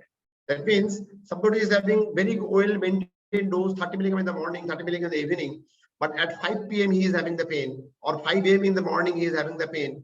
So you add another plain morphine. And if that is giving good relief, that means his dose is now increased to 60 plus 20, 80. So you add another 10 milligram sustained release tablet to that patient, and he can divide the dose. So breakthrough pain, you treat breakthrough pain with your sustained plain tablet, not sustained release. But after treating few days with additional morphine dose, when you know that this is the total 24 hours daily dose, now you divide into 2 to make a sustained release tablet. This is how the breakthrough pain should be managed. Breakthrough pain and incidental pain should be managed. Another important term. So I'm basically trying to discuss some of the very common things which are discussed in terms of the cancer pain. Like I told you, one of the very important concepts at the beginning, I told you the total pain, then neurolysis, then intrathecal pump, then cementoplasty. So all these terms are related with the cancer pain management. Now I'm talking about the cancer pain. So morphine, sorry. And in that, another important term is your opioid rotation. So what is opioid rotation? So if you are giving morphine for some times or other opioids for some time, what happens after some times, the same dose of the morphine, which was giving very good pain relief earlier, now is not giving very good pain relief. So what do you need to do? You have to increase the dose. But there is another option. Option is rotate it to the equivalent dose of the other opioid. And by that way, you can minimize the rise of the dose. That means suppose, and these dose equivalent tables are available. I don't exactly remember, but the most commonly rotated drugs are your buprenorphine, your morphine, and the fentanyl. So normally, the 90 milligram per day dose of the morphine is equivalent to 25 microgram of your fentanyl. Fentanyl patch is available. So fentanyl 25 microgram per hour dose is equivalent to 90 milligram the oral morphine. So somebody is receiving that kind of dose, and you can switch over to the fentanyl 25 microgram patch, or maybe higher depending on the dose equivalence. And then again you come back to the morphine, then you will be seeing the same dose of the morphine is now giving better results. So this is called opioid rotation. You are switching from one drug to the another. Another very important concept of the opioid treatment in the cancer pain is the ceiling dose effect. So if a patient is receiving buprenorphine or other drug which is not pure agonist, so we are having the whatever you are using, there are different classes of the opioids, but one important class is particularly the buprenorphine and other, agonist antagonist group of drug. They are always having a ceiling dose effect.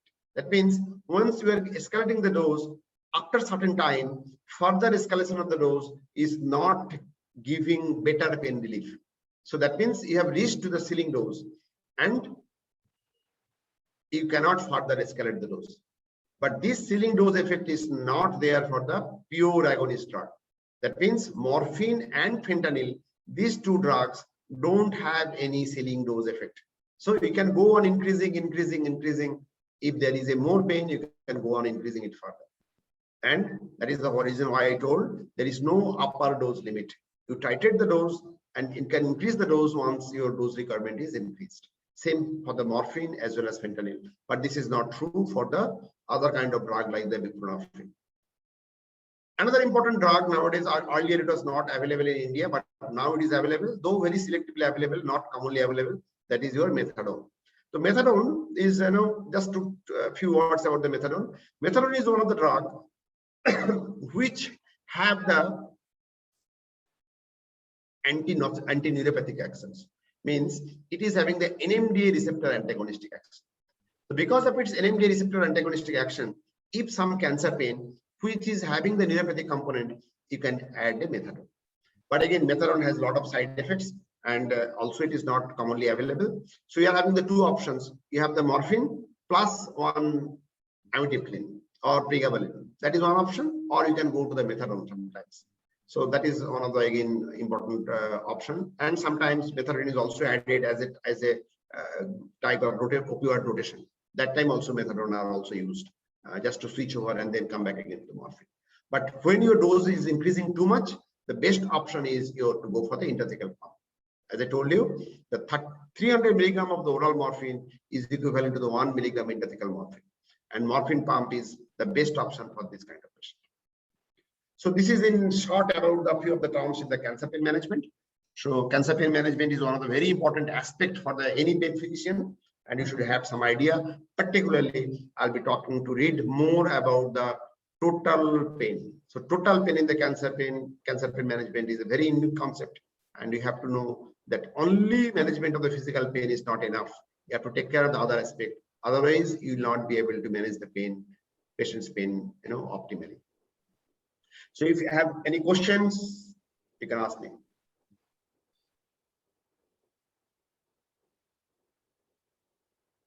So what will be the ideal drug for morphine constipation, sir? Better drug. Morphine constipation. Okay, once you are writing the morphine, you should be always giving a purgative. Okay, so lactulose is one of the most commonly used drug for the morphine related constipations. So what are the co-analgesic drugs prescribed with opioids? Any co-opioid, you have to remember that the co-opioids, not co-opioids, I should be telling the co-analgesic drugs. So the co-analgesic drugs are analgesics and co-analgesics. Any co-analgesic drug can be combined depending on the type of the pain. So normally, if the pain is a small diameter pain, neuropathy, then your drug of choice should be your antidepressant. If you feel that there is a burning sensations, this kind of things, then you should go for the either amitriptyline, nortriptyline, duloxetine. So this kind of drugs. And if the patient's pain is sharp, shooting, electric shock like, then you should go for them anticonvulsant like carbamazepine, like gabapentin, pregabalin, this kind of drugs. So all of these co-analgesics drugs can be added with the morphine or other kind of analgesics. Okay, and it can be added in any level, any tier of any steps of the WHO ladder. It can be added in the first step, second step, third step, fourth step, whatever the step. Okay.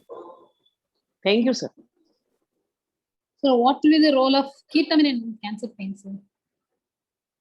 Ketamine is another drug when you are having the, the neuropathic kind of pain, or even if it is also effective in the nociceptive pain as well. So ketamine can be used, but again, ketamine is not available in the tablet form. So if you can, sometimes it is used. The admitted patients, ketamine can be used. Sometimes ketamine is used in the oral buccal by taking the ampoule or by taking from the vial. Sometimes the nasal, but these are all the empirical, just not recommended because this kind of available is not available in India. So only option is either to go by the intravenous, intramuscular, or sometimes subcutaneous the ketamine. But because you need to admit the patient for this ketamine, so it can be used only for the short-term period, just to have somebody is having very severe pain. You break the pain cycle and then switch over, or you go to the other kind of drugs when you are discharging the patient. How effective Thank you, is sir. Xylocard? But not a commonly used drug because it is available only parenteral. Okay, what is the question? So how effective is Xylocard infusion for neuropathic pain? Like for example, in head neck cancers, they have neuropathic pain radiating up to the shoulder. It is very much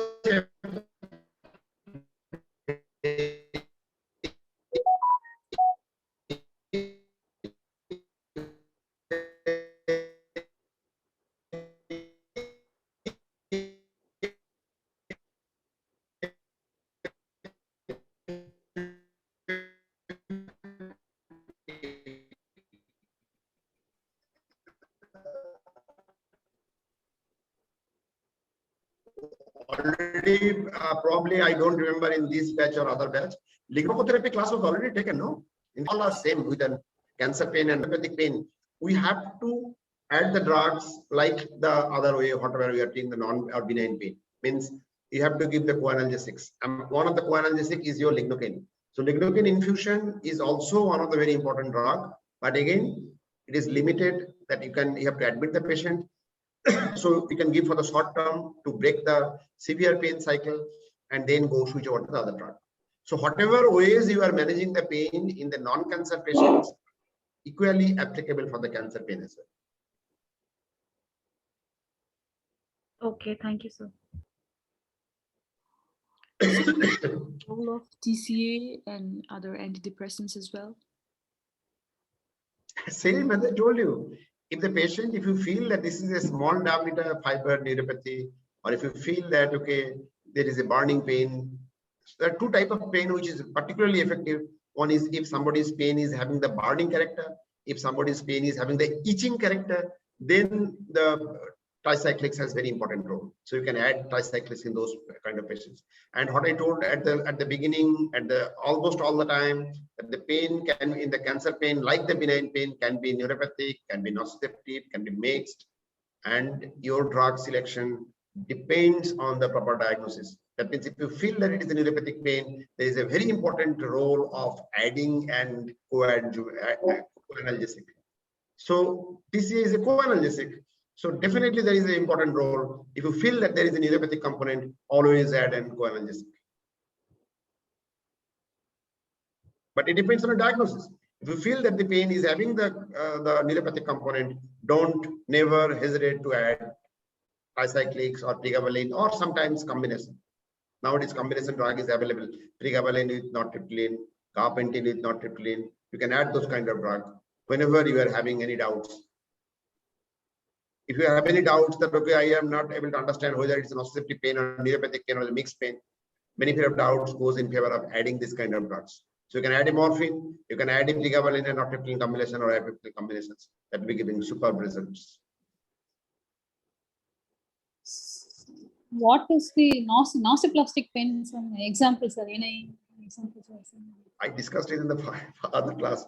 Nociplastic pain is where there is no non-neural tissue damage, no neural tissue damage. Only there is dysfunction of the nerves. That is nociplastic pain. Example, fibromyalgia is a classic example. You are not able to find out any neuropathic drug, nerve damage. You are unable to find out any migraine is another, migraine headache is another nociplastic pain. So you are unable to find out any nerve damage, you are unable to find any other tissue damage, but still there is a dysfunction and having pain. So these are the very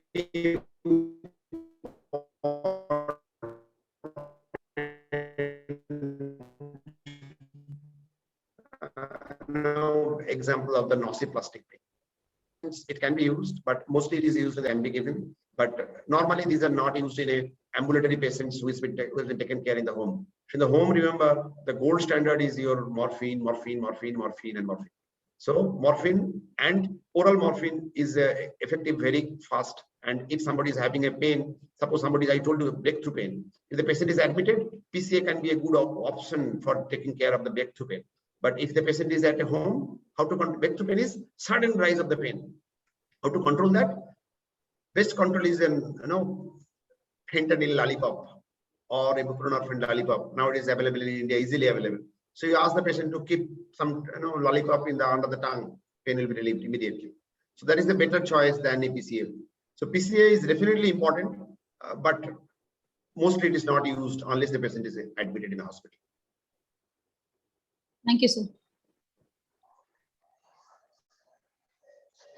How does the drug delivery systems works in extensive multiple metastasis? Pardon? The intrathecal drug delivery systems, how does it works in multiple metastasis, like extensive metastasis cases? As I told you, that oral morphine and intrathecal morphine. Intrathecal morphine, as I told you, that equivalent to 300 milligram, so it will be absorbed and it will be worked. But if you are suppose somebody is having the hand pain and your intrathecal pump is at the level of the mid thoracic area, will it be effective for the hand pain? Yes. If somebody is having the headache also because of the cancer metastasis there, it will be also effective there as well. So that means the drug will be absorbed by the by the CSF. So it will be effective both at the spinal as well as the supraspinal level, and the drug will be effective. Morphine peripheral action is very limited. Morphine has the both central action as well as the peripheral action. So the intrathecal drug delivery system is giving the central action of the opioids. And that is how it is effective all over the body, anywhere where is the pain. That pain can be taken care. If the patient is having the multiple metastasis, the morphine pump is going to give a very good result. But if you're asking, is there any segmental values? Segmental values are also there. That means, suppose somebody is having a pain along your say for example T10 dermatome, and your catheter tip is placed around the T10 dermatome, so that the T10 dermatome pain will be best taken care. But it will be also effective for the other dermatome throughout the body, because it will be absorbed and it will be having both spinal as well as the supraspinal effect of the morphine opioids. So only thing is peripheral effect of the morphine will not be there, but the central action of the morphine will be there to have a very good pain relief. So all over the body metastasis, either oral morphine or intrathecal morphine. Intrathecal morphine advantage is your lesser dose is needed. Okay, sir. Thank Does you. morphine have some neuropathic pain relief also role in neuropathic pain also? If we increase the dose of these opioids like tramadol and morphine, do they have some effect on neuropathic component treatment also? Normally, the opioids are for neuropathic pain or not? This is the basic question. This is a question to you. Opioids, are they effective in the neuropathic pain? This is my question. Usually we don't use it for neuropathic pain, because for neuropathic pain we prefer drugs like Lyrica, Triptomor, or like such drugs to be preferred. But usually So, opioids we do not use. just remember this simple line. Analgesics are for nociceptive pain. Co-analgesics are for neuropathic pain. This is the rule. Analgesic means NSAIDs, paracetamol, opioids. They are for the nociceptive pain. And co-analgesic. Co-analgesic means antidepressant, anticonvulsant, lignocaine, sodium channel blocker, ketamine, clonidine. All these are co-analgesics. They are for neuropathic pain. This is a general rule. But exception of rule is there. As I told you, methadone is an opioid which is very effective in the neuropathic cancer pain as well. Tramadol is another drug which is weak opioid, but it also have the action on the serotonin and norepinephrine. So tramadol is also effective in the neuropathic pain as well. But these are exceptions of the rule. That means if somebody is having a trigeminal neuralgia, you should not prescribe morphine. But if you are telling, okay, will the morphine will some effect? Sometimes rare conditions, it is giving a combination of the opioids. But as a general rule, first you learn the rule nicely. Then you think of the exception of the rules. The rule is, again, I am telling the rule. Rule is analgesics are for nociceptive pain. Remember this, the hard disk. Analgesics are for nociceptive pain. Co-analgesics are for neuropathic pain. This is the rule. And then try to remember the exception of the rule. What I wanted to ask was that when your patient is already on morphine or tramadol, so will it affect on some part on neuropathic? So you answered it. Like if some already the simple answer already are given. If you feel clinically, if you assess that the patient is having neuropathic component, don't add only your morphine. So WHO ladder itself tells whenever needed, you add a co-analgesics or adjuvant drug.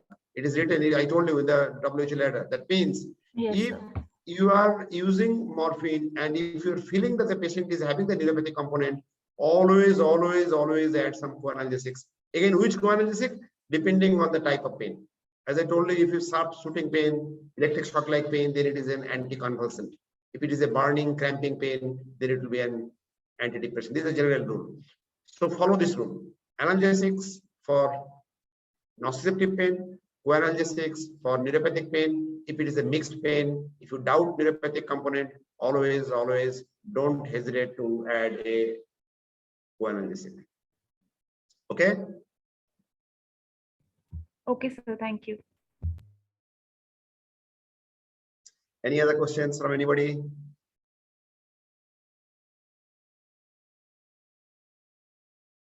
Okay, so thank you very much.